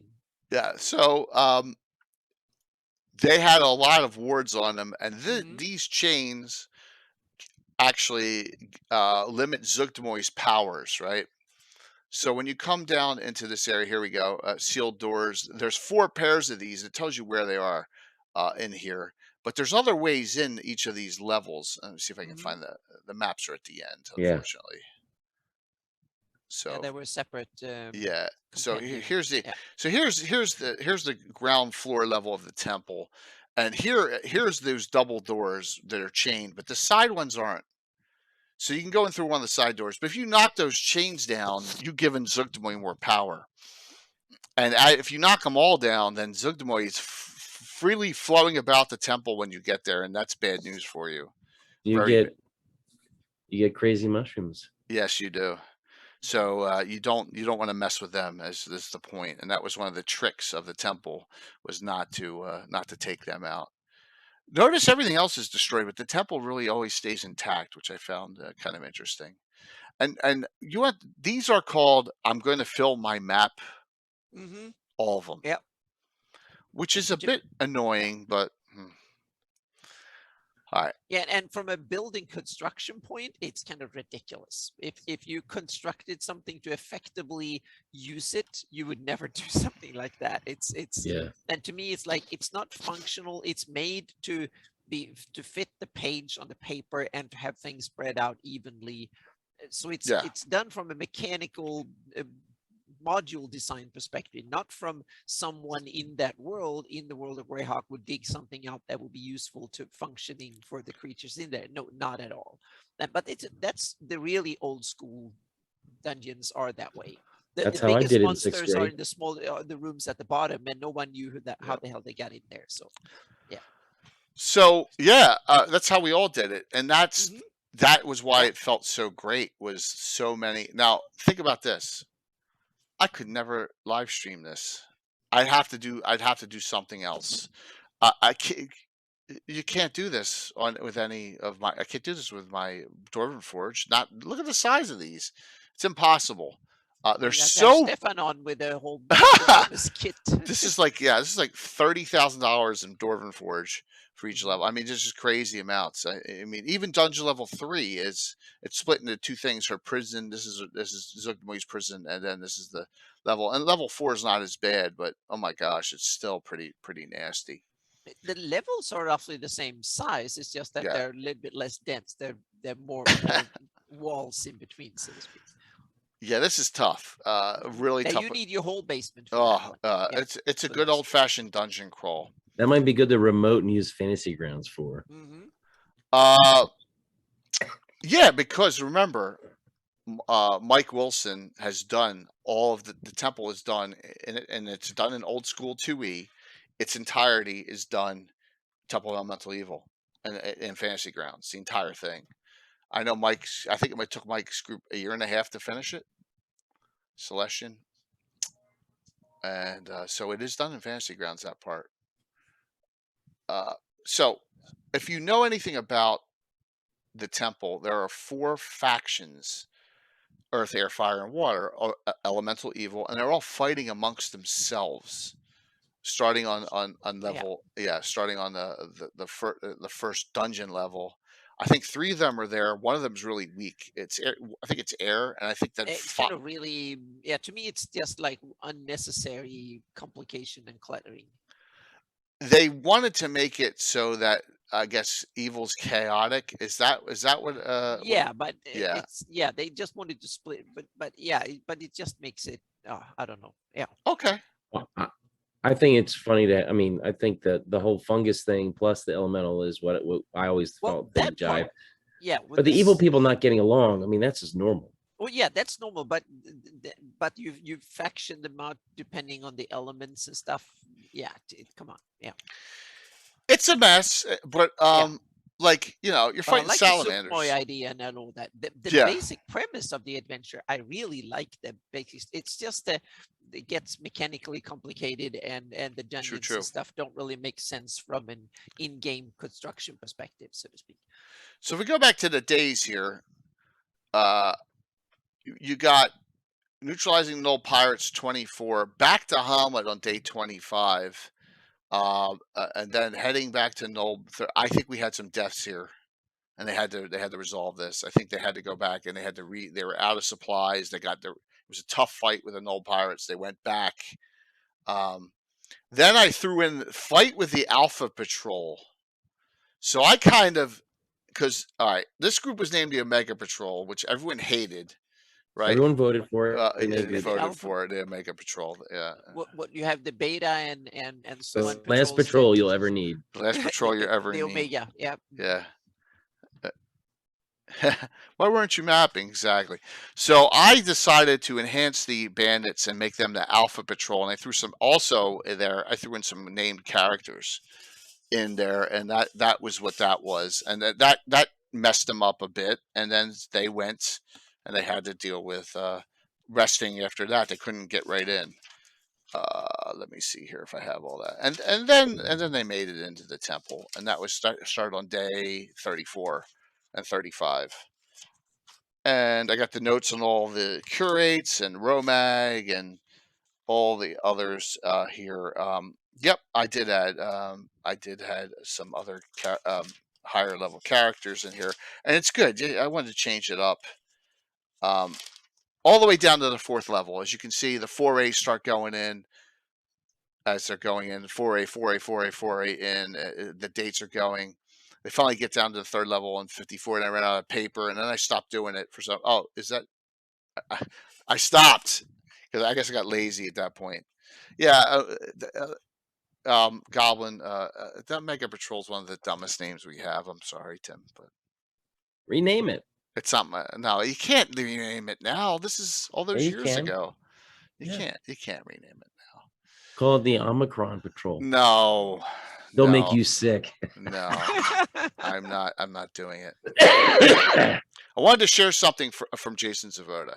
Jason has passed. I want to share something. Jason wrote Minstrel Tales: The Battle of Emerald Meadows too, and so this is on his site. Yeah, here's a little dirty ditty popular in Luna Verbobank, and it talks about the Battle of Emerald Meadows. I'm not sure if he wrote this.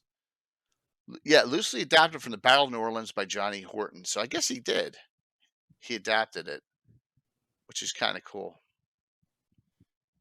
So this is available on Hall of the Mountain King. It's still up, and that is Jason Zavoda. I saw that and found that too. So we got some good information, good things from Jason, which was neat. Wish he was here. Yeah. So as you go in, Tim, any highlights? I know you got to go as soon as you're running out of steam here on any temple levels. A highlight for me was the fight with the Juggernauts when I ran it, because I had the evil priests cast hold person on people, and they were stuck, I saw unable to move while the Juggernauts were just bearing down on them. It was a great hysterical, dramatic moment. And then everyone else stops fighting. They're taking hits just to run and dive and get the guy out of the way. It was awesome. Yeah, and I use this picture to this day when I do a Juggernaut. I just did one a couple months ago and used this exact picture. Juggernauts are awesome, and this is the first appearance that I ever saw them in. And your dad's character Abdul got tuna fished by a Juggernaut in the Lord's Tomb in Greyhawk City when I did that adventure. I ran that one. Gitano ran that at PAX Unplugged 2019 before the what do you call it? Before the COVID outbreak, when we saw everyone in person there. I actually DM'd that one.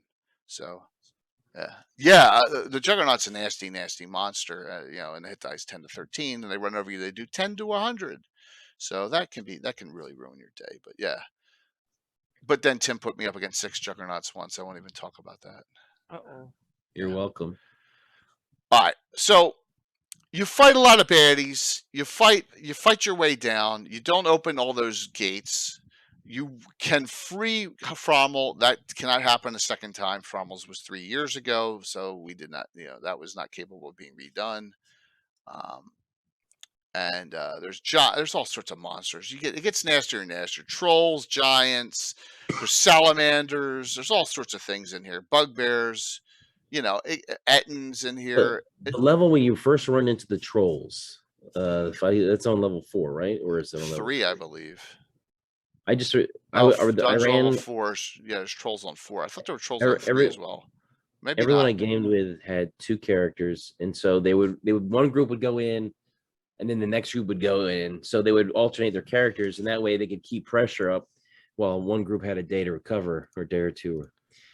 And then one group got entirely captured by the trolls and whatever at that level. They kind of went, and one person escaped and had to make their way back to like everyone's captured. Then they had to like launch an immediate rescue mission, which was There's Josh. Well, yeah, you better launch a rescue mission. Yeah. I've never had a TPK here in the temple. I've had a lot of characters die. Bill's not making a juggernaut. He's not making a juggernaut for coming up, but he is making he's making two things for the Slav squad coming up, Patrick. Trust me. One piece of terrain, which is awesome, and one creature figure, which is awesome. It's going to be a blast. The Slav squads. It's going to be a wonderful time. Way too much to do. There he is. Way too much to do, Bill said. So, Tim, whenever you got a bolt, man, thanks for hopping on. Right. Yeah, I'm gonna Okay. take some decongestion. Yeah, please. Get better soon. I'll see you next Sunday for two of your favorites. Yes. Fortress Elendar. Both of them, Tim ran for me before I ran in my campaign. Both Fortress Elendar and Dark Tower. Both are emotionally scarring. Yes, they are. To read, and I emotionally scarred Jay as well. He did, but I'll say this: they're two of the best third-party adventures ever written. And look at this: Goodman's re-releasing Dark Tower because it's so good, and it made the top 30 adventures of all time in Dungeon Magazine. That's saying something for a third-party module to make it by Janelle Jackways. And we'll talk about both of them next week, the week before Ed Greenwood's 200th episode. So, yep. All right, cool, dude. Tim, good day, everyone. Thanks, soon, Jay. man. Thanks, Anna. Oh, thank you so very much. Get better, dude. Get better. Yep. I'll try. All right, see you, man. Bye. So, come on, I'm emotionally scarred. Anytime Tim DM'd, I was emotionally scarred. So, the interdicted prison of Zuggtmoy is on the 3rd level. Depending on how many chains you broke, Zuggtmoy is going to be powerful or not. Note the following. Zuggtmoy is also the deity that Tony Winslow Brill uses in Xanthoria. So it fits perfectly in this area in adventuring with that adventure. Fits perfectly in with the discussions here. So you need to banish her and get her out of here, which will really piss Ayus off. This is not the bottom level. Here's the weird thing. This is not the bottom level of Temple of Elemental Evil. This is the 3rd level, but it's on a sub-level by itself.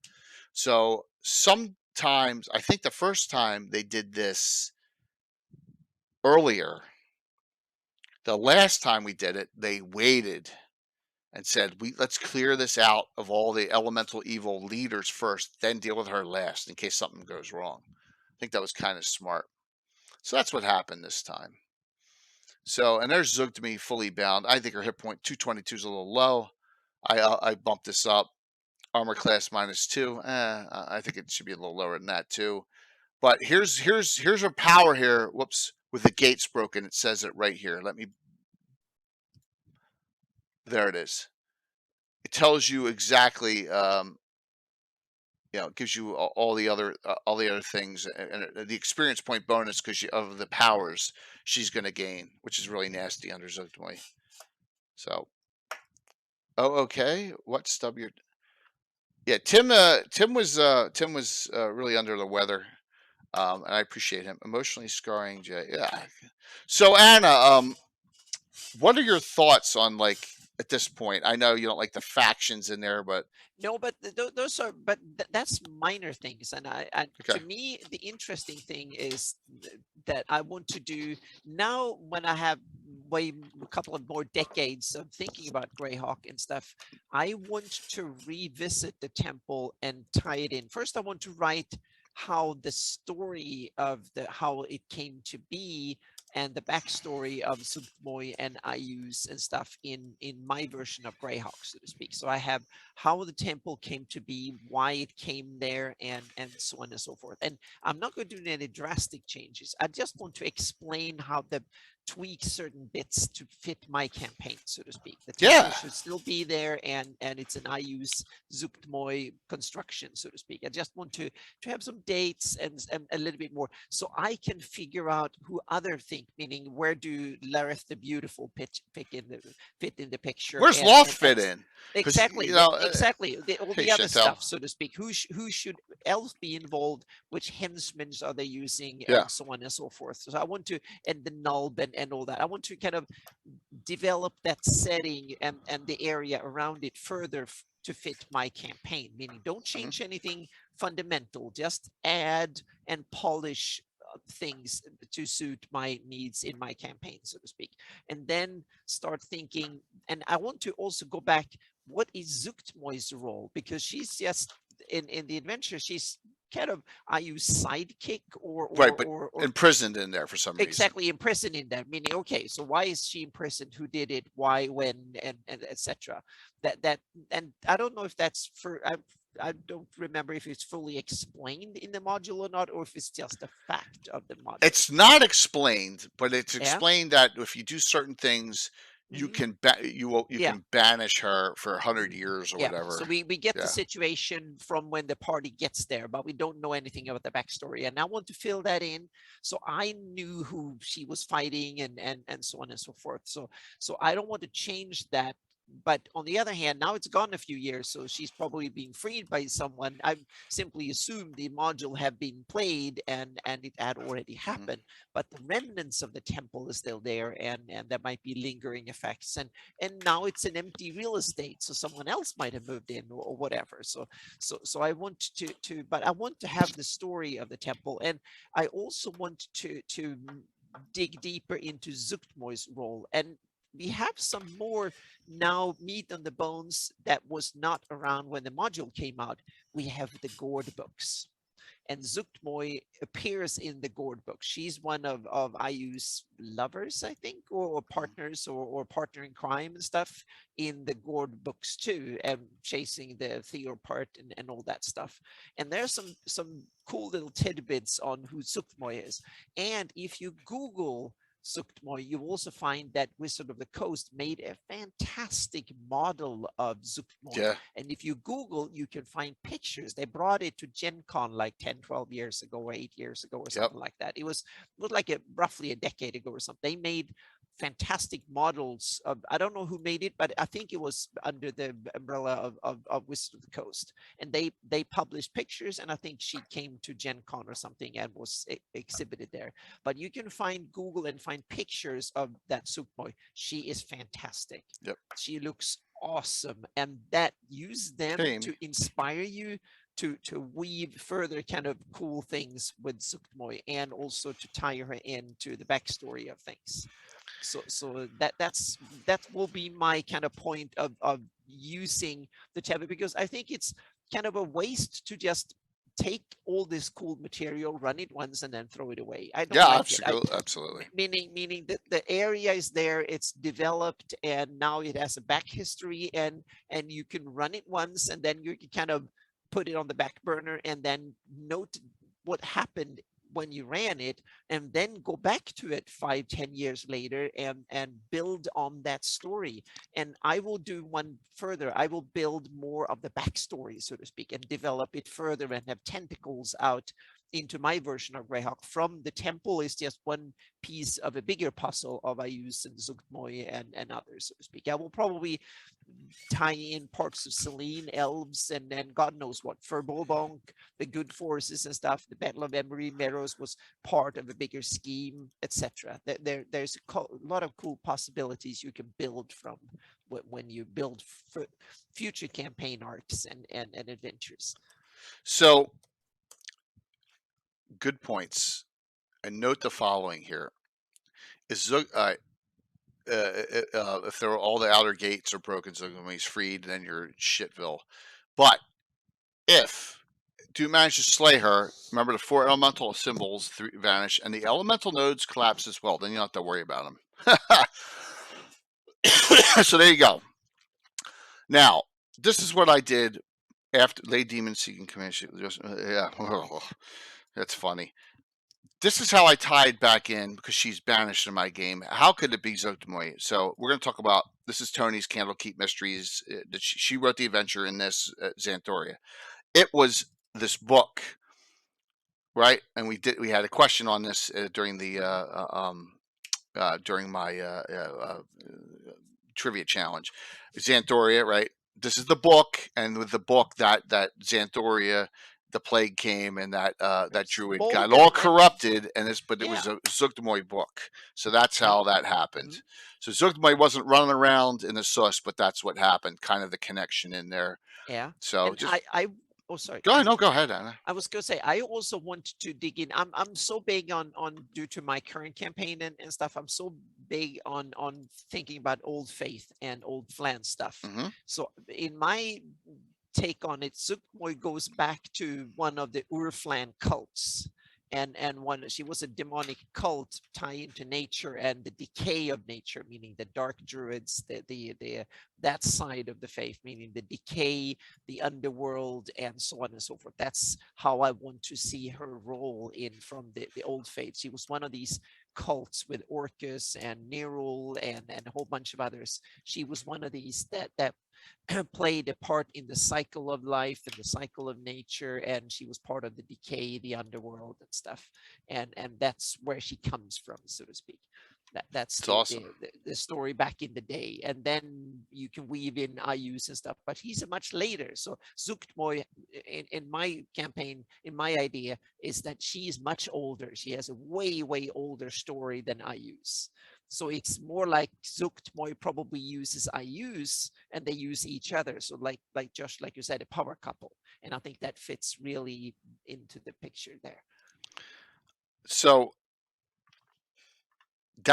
you're going to get the appearance if you're lucky and you fight all the leaders down the 4th level. There's also a wall, almost like a tentacle wall down here, similar to the one in G3, that will just rot limbs off.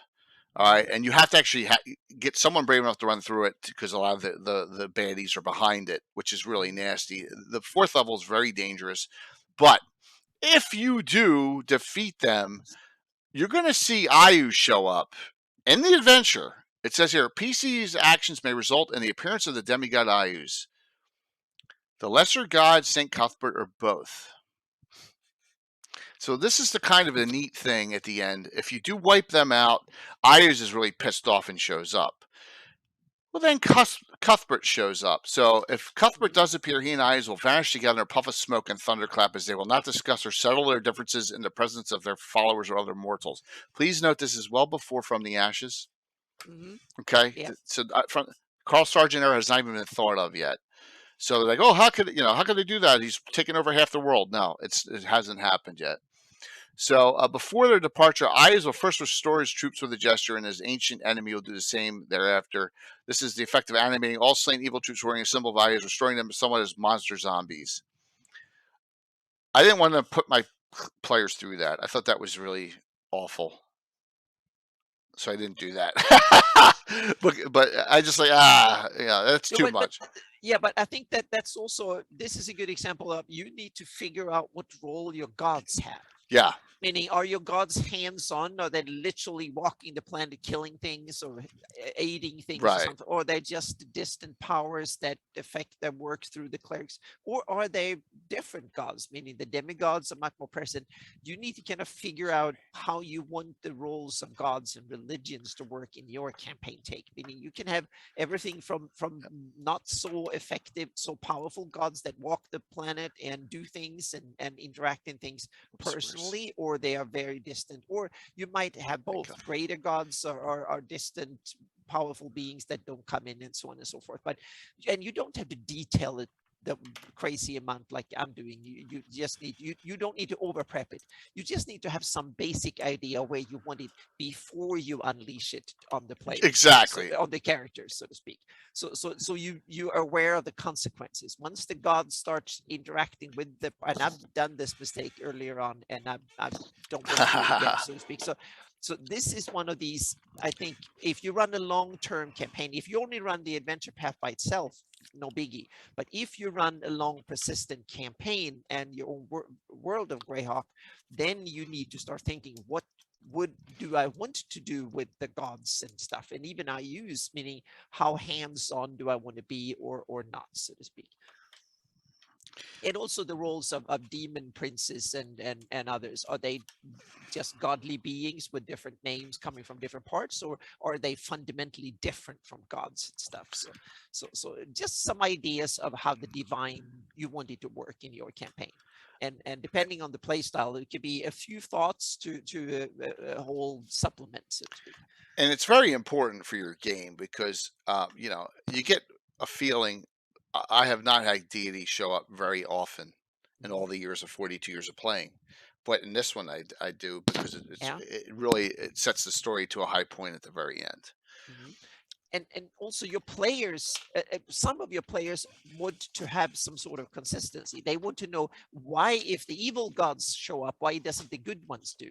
Right. And Yep. if only the evil gods show up, why don't they run the world and stuff? And some players, well, it's just another evil baddie to kill, so to speak. So it depends on the interest of the players too. Some players demand a lot of consistency, backstories. Other players, oh, we just want fun, cool stuff to kill. Period.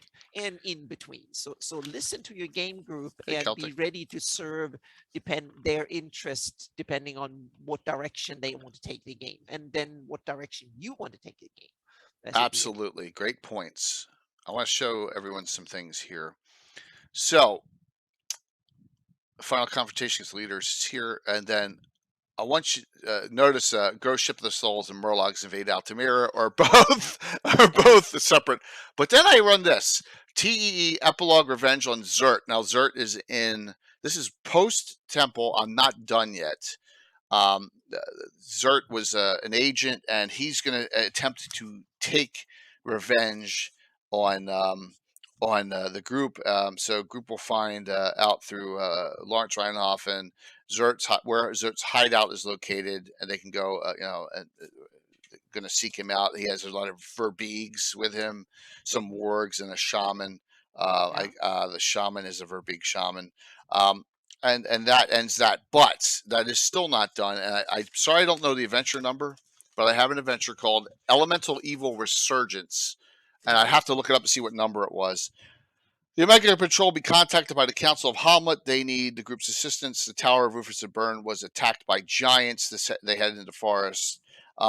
So one of the which one of the fall was this? Oh, Zert got raised here, or he got away. I don't remember which one it was, but Zert is part of this, and you get an elemental evil, earth elemental priest. Is trying to recreate the temple in its glory, and that is a post adventure I did. I'm gonna. Did you? No, this is all handwritten, dude. Oh, this? No, it's yeah. Maybe, dude. Maybe, but yeah, this is old. I'm gonna see if I can search for that. But my guess is it's in the 700 somewhere. It's down the road post. So I did a little bit of a return to, because you never, you know, Elemental Evil never is gone. Because look, you got the Elemental Evil Lords, you know. So I think this is one of the points I want to end with, and say that you can also put the temple and its backstory into a much bigger story. Saying, what if the mini Zuktmoy and Ayus have an agenda? You can weave in an agenda into why they built the temple there. If this is a part of a bigger picture, they might have other similar schemes in other parts of the world, and you can you can take inspiration from how this was done, and then you can put other areas in the world where Ayus want to, and you can put it even now after the wars. You can put it in. Maybe he and Zuktmoy might have built other little love nests or power bases or whatever, recruitment centers, or you can theme them one or the other way, so to speak. Maybe it's a place for them to exercise that cult in secret, and one to gather followers, another one is to secure like a stronghold or something, and put them in interesting places and have the party finding them and exterminating them one after the other, so to speak. So there's you can take flavor and ideas and stuff from it and weave it into a bigger picture. Yes, Josh, because I proved during this earlier on when you weren't on that is idiotic. Tharisden, it's so stupid. That I hate. I hate that. But you're absolutely right, Anna. So note the following: there's no right or way, the wrong way to do anything here with this, and this is my favorite adventure path. The great. I love GDQ. You know, I love that. That's super long. It's longer than this, but I just love this because, like I said, Battle of Remedy Meadows started my campaign. We started in this area. I had to wait 5 years, 6 years for Temple to come out. When it came out, we ran it and we had fun times. We did a road trip for it. It just was an awesome thing. Then we revisited it years later. You know, it sounds like if we did in 2011, 25 years later, we reran it with some changes. And we made a modern version of it. So, yeah, and that's just it's just so iconic for me, and that's why it's my number one. Yeah. And it's also cool, meaning Jay and me, we run very different campaigns. We emphasize on very different things. We have different play styles, but we still really like this module, both of us. Yeah. For different reasons, but for some of them for the same reasons, because there's so much goodies in there, but also for different reasons. And I think this is really cool. It kind of tells a lot. I think that this module is broad enough and deep enough and set in lore and have a lot of strength in different parts that even if you have very, very different play styles, you can still really like this module, and it has a lot to give.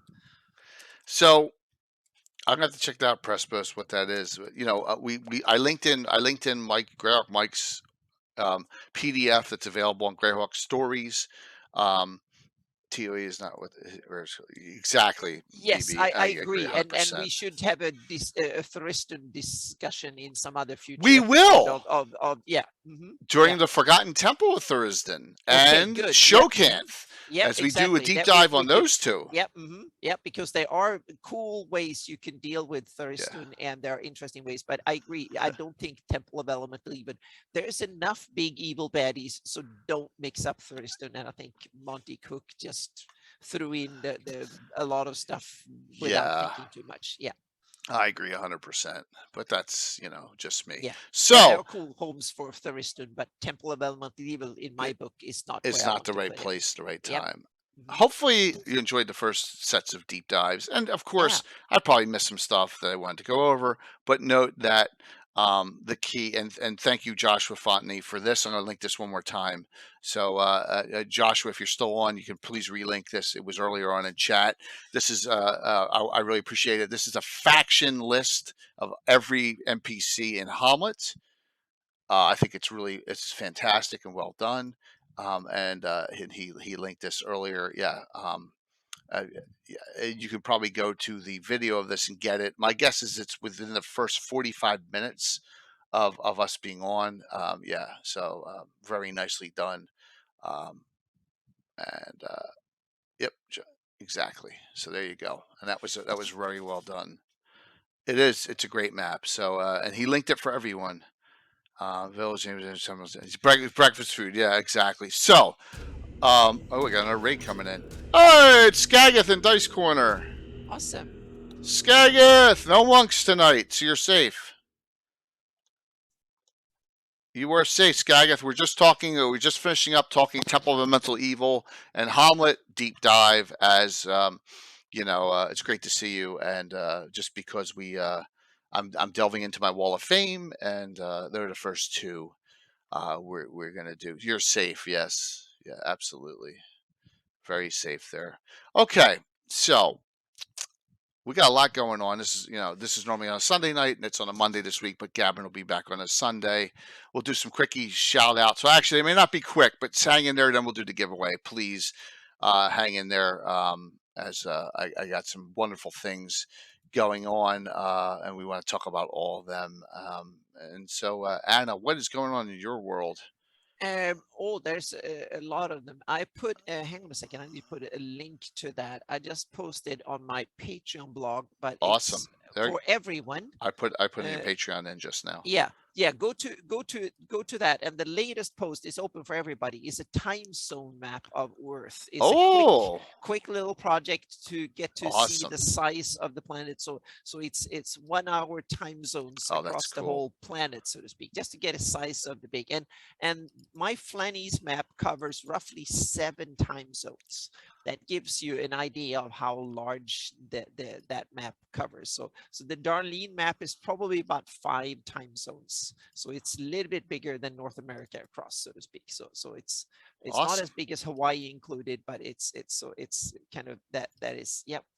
That is the latest on my Patreon. There was a more heraldry posted. I did a cartography deep dive on settlement design and on Dellard, a village in my Shieldlands campaign. I didn't talk about the setting. I talked about how the setting, the town evolved with maps and my thinking around it. So it was more cartography than setting lore. There will be a write-up on Dellard coming sometime later this year when I dig into the town itself and inhabitants and so on and so forth. We know there is a cobbler in there because one of my player characters, he is a cobbler's apprentice and he went, so his master is there, so we know it's a cobbler there. But there's some other stuff too, so I want to dig in. But that was more cartography deep dive. There is work on the 598 map is coming. There will be so this week will come out the first 200 or so of the new real heraldry, so to speak, the real shields, the updated heraldry. There will be a complete, it's zipped with the over 200, it's 230 or something like that, a bit over 200 shields in one go.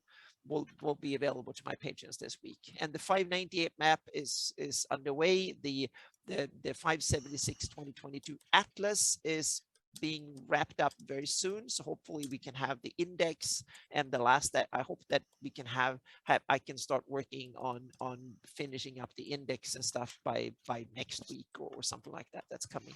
And I might go to Gen Con this year. Oh wow. Yes, it's possible. We'll see. It's someone asked you to work for him? Yes, exactly. So if that works out, then I might go to Gen Con. So we'll see. Great. Yep. That would be awesome.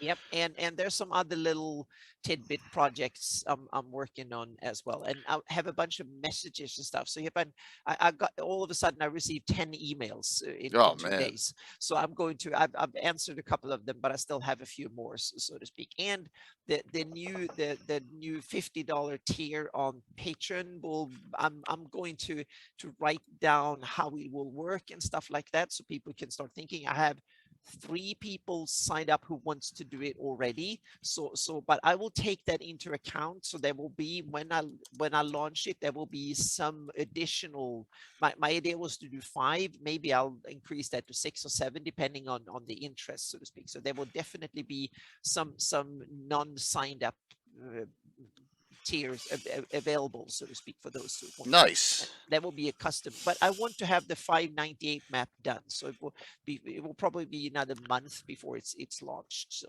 yeah. Yes, and his dog is very old and naps a lot. Minnie's 20 years old and she's sleeping off. Now I was going to say, now I pointed at her. So yeah, so she's sleeping off. She has food coma after dinner. So yeah. Yep. Very cool. So let's go over what's going on here. We got a lot going on. Let's see how quick we can do this. Wednesday night, Legends and Lore, Living Greyhawk, Theocracy of the Pale. We have 2 guests, Casey Brown, Mike. Greyhawk Mike will not be there because Mike has a game every other Wednesday. So it'll be Anna, Casey Brown, and myself hosting with 2 guests from Theocracy of the Pale. So it'll be a Living Greyhawk discussion. A lot of people don't know about the Pale, so it's just going to be very interesting. That is Wednesday this week. Thursday, Adventure 957, the adventure group The Windborn out of Altamira, and Vestra in the Helm of Selnor. Do you know, some of you may know what that name, because it's an adventure in Treasures of Greyhawk. I've adapted it. The Helm of Selnor is in here. It takes place in the county of Ulick, right where it says in here. So here's the background. Vestra, who's detailed in here, is going to call out a character in the Mega Patrol, Arian Ralphson, who happens to be the son of Hungrid, the king of the Frost Barbarians, and he's in line to be king of the Frost Barbarians. This is a long-term plot line that I've discussed with my player Walt, and she is going to lay claim and say, "You are a fraud. I am the true heir," and then we're going to go from there. So that's how I've tied it in. So that will start. It'll be at least 2 weeks, and that will start Wednesday night. There you go. Very cool adventure. I always love tying them into what's going on. It'll be Reaper Miniatures giveaway, and that'll be a cool one. And that'll start Thursday. Next, I don't have anything Friday or Saturday this week. Next Sunday, our next Wall of Fame discussion. We're going to deep dive into some third-party adventures. Tim is like an expert on these, Fortress Elendar and Dark Tower. Awesome adventures. Fantastic. A lot of you know about Dark Tower. I don't think a lot of you know about Fortress Elendar. It is written in a. It was like both these are written like 80. Old. These are old adventures. One's Judges Guild, and one's a Fantasy Games Unlimited, I believe. So we're going to talk about both of them. I love both of them, and that'll be our next Wall of Fame deep dive. We'll go off the grid, but they are on my Wall of Fame. All right. Oh, Tom. Tom the Vindicator, everyone. Tom, you're going to have fun on Thursday. The Slav Squad, the week after is huge. June 11th, I have special guest Utehime Cosplay is how you pronounce it. Brianna DeCoster. You may know her, some of you. She will be playing a special character in the Slav Squad's game. Yes. I can't wait, Josh. You're in this. Mandy, Bones, Darling, MJ. It's going to be a great adventure. Where would you place Dark Tower and Greyhawk? We can discuss that, but I placed it on the very edge of the northernmost Lort Mills on the border of the Grand March, Keelan, and the Duchy of Ulick. That's roughly where I put it. Okay, but that's where I had it placed. Fortress Elendar is in Shieldlands. We'll talk about that too. So you got one. Oh, well, thank you. Michael, you have to get it. I mean, you get it now before it's like costs $100, right? So that is Saturday the 11th. But then what is happening Sunday the 12th? Sunday the 12th is our big 200th celebration of Gabbin. And now instead of bringing everyone on saying how great we are, 200 shows, we're just going to make a great Wizards 3 discussion. Look at the names. I don't think we've ever had 3 bigger names on at once. We've had some endings of Virtual GrowdCon, Anna, but not this big, right? Yeah. Ed Greenwood, Jim Ward, and Jeff Grubb. And we're just going to let them have at it. I'm just going to sit back and just let them talk. Yep. Mm-hmm. Yeah. So that'll be there's the Slav Squad shout out, and there's the Sunday game. All right. Now let's talk about this. It's coming. I'm going to start reaching out to a lot of you who are streamers or a lot of you who are DMs, but it is coming very, very shortly. Virtual GrowdCon 3, September 30th to October 2nd. All right. Submissions are only a month away. Registration's only a month away. I need to start getting and figuring out if I need 4 days of streams or 3.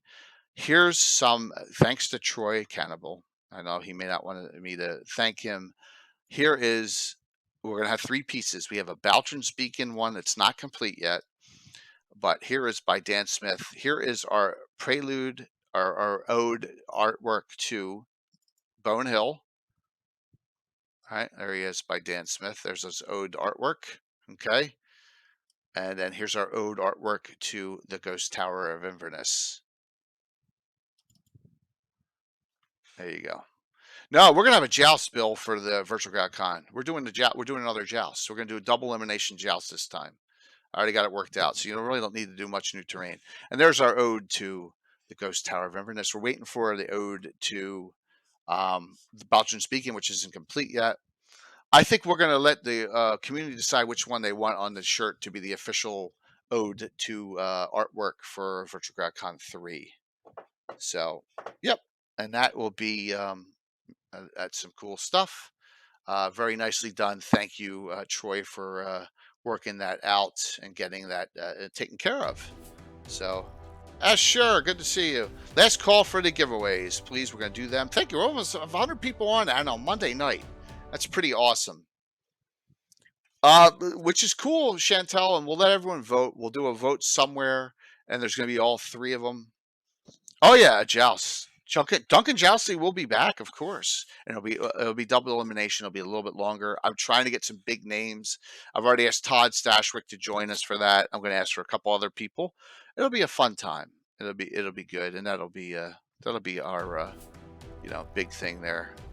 Doc, thank you very much too. Double secret probation elimination. So before Anna, any other things you want to do in closing here as we please I just want to say thank you so much to my patrons. I reached the all-time high, so 351. That is awesome. 52, so it's all-time high. So thank you so much for everyone who makes it possible for me to do this. Keep doing it. So yep. Very awesome. That is great. And Scott, I'll get you there. Just remember, it's a normal stream week this week. Wednesday, Legends Lore. Thursday, Adventure with Normal Friend Adventure. Sunday, Gabbin Deep Dive. Normal 3 stream week. We just had this one on Monday because of the holiday. And note, it's coming along. Altamir is coming along. Everyone, note that too. Things are coming along. All right, you get your choice of 2. All righty. I got a whole bunch. I got a whole smattering here of stuff. All righty. So let's do this, and then we got to find someone to raid into tonight. I know Darling is on. Let me just check. Is Darling doing crafting? Is Darling doing crafting? It looks like she's crafting. How about Dwayne? Prometheus is on. We can do that too. But Darling's doing some nice crafting. I think, yeah, she's doing minis. What do you guys think? You tell me. You tell me who you want to go into.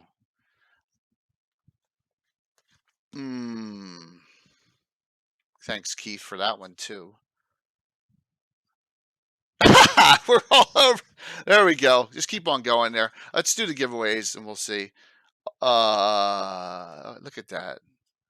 I appreciate all the suggestions here. Here we go. We're going to close this out here. Wow, mostly Darlings. Guild Superior I would do, but I normally do him. Do we have a Tombs, Temples, and Towers here? I don't have one. I think I gave the last one away. I think I gave that one away. The last one. You got in just in time, Volmoku. And Moose 2271 wins. Moose, you won. Moose, get with me. Here's some Ghost Tower, Quagmire, Veiled Society, Swamp Light, Tomb of the Lizard King, Castanamir, Endless Stare, What Evil Lurks, Crucible of Freya, and the Book of Taverns. Those 2, I think Moose is still on. Let me just double check here and make sure. Moose is on, so there you go. So Moose, get with me. Ghost Tower, Tomb of the Lizard King. You got 2 great classics. Awesome. So this is what we're going to do. I'm going to go outside the box because I always raid Darling and I always raid Bones on Sunday nights, okay? So let's raid someone who doesn't get raided that much. Sound good? So Keith, Rose, GR suggested NPC voices. Let's raid into them just because they don't get a raid that often. We'll do them because I'm going to do Bones and Darling on a Sunday night normally, okay? Make sense, everyone? Awesome. I do Guild Superior. I've done Guild Superior multiple times. I've never done NPC voices. Let's raid into Josh, who's a blue box guy. Let's just do it. All right. Sound good? Anna, thanks for a great one. I hope you had fun tonight. Thank you. Yeah. Really a nice one. And yeah, exactly. Let's spread the love around a little bit to someone who is a great guy and he's trying his best. All right. Thank you all for coming on Monday night and hanging with us. I really appreciate it. And we'll raid into them. I'll see you Wednesday night for a great Legends Lore, and then we'll go Thursday and Sunday after that this week. Oh, thank you. And we're going to continue with this. So please, we're here. You can always reach out to me if you ever need anything community. I appreciate it. And I'm going to hit the right. I didn't hit any wrong buttons tonight, Anna. I don't think. Oh, that was good. Yeah. Yeah. Thank you. Yeah. Thank you, everyone. Yeah. All right, let's raid into NPC voices. Change it up. Give it.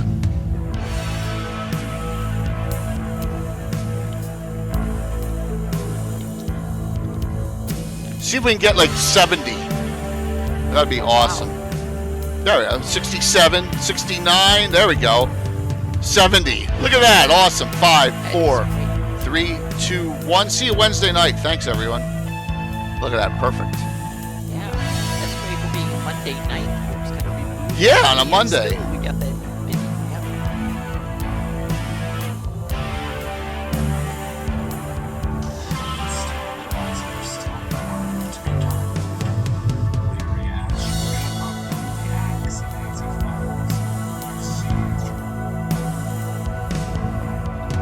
Let's try to do this.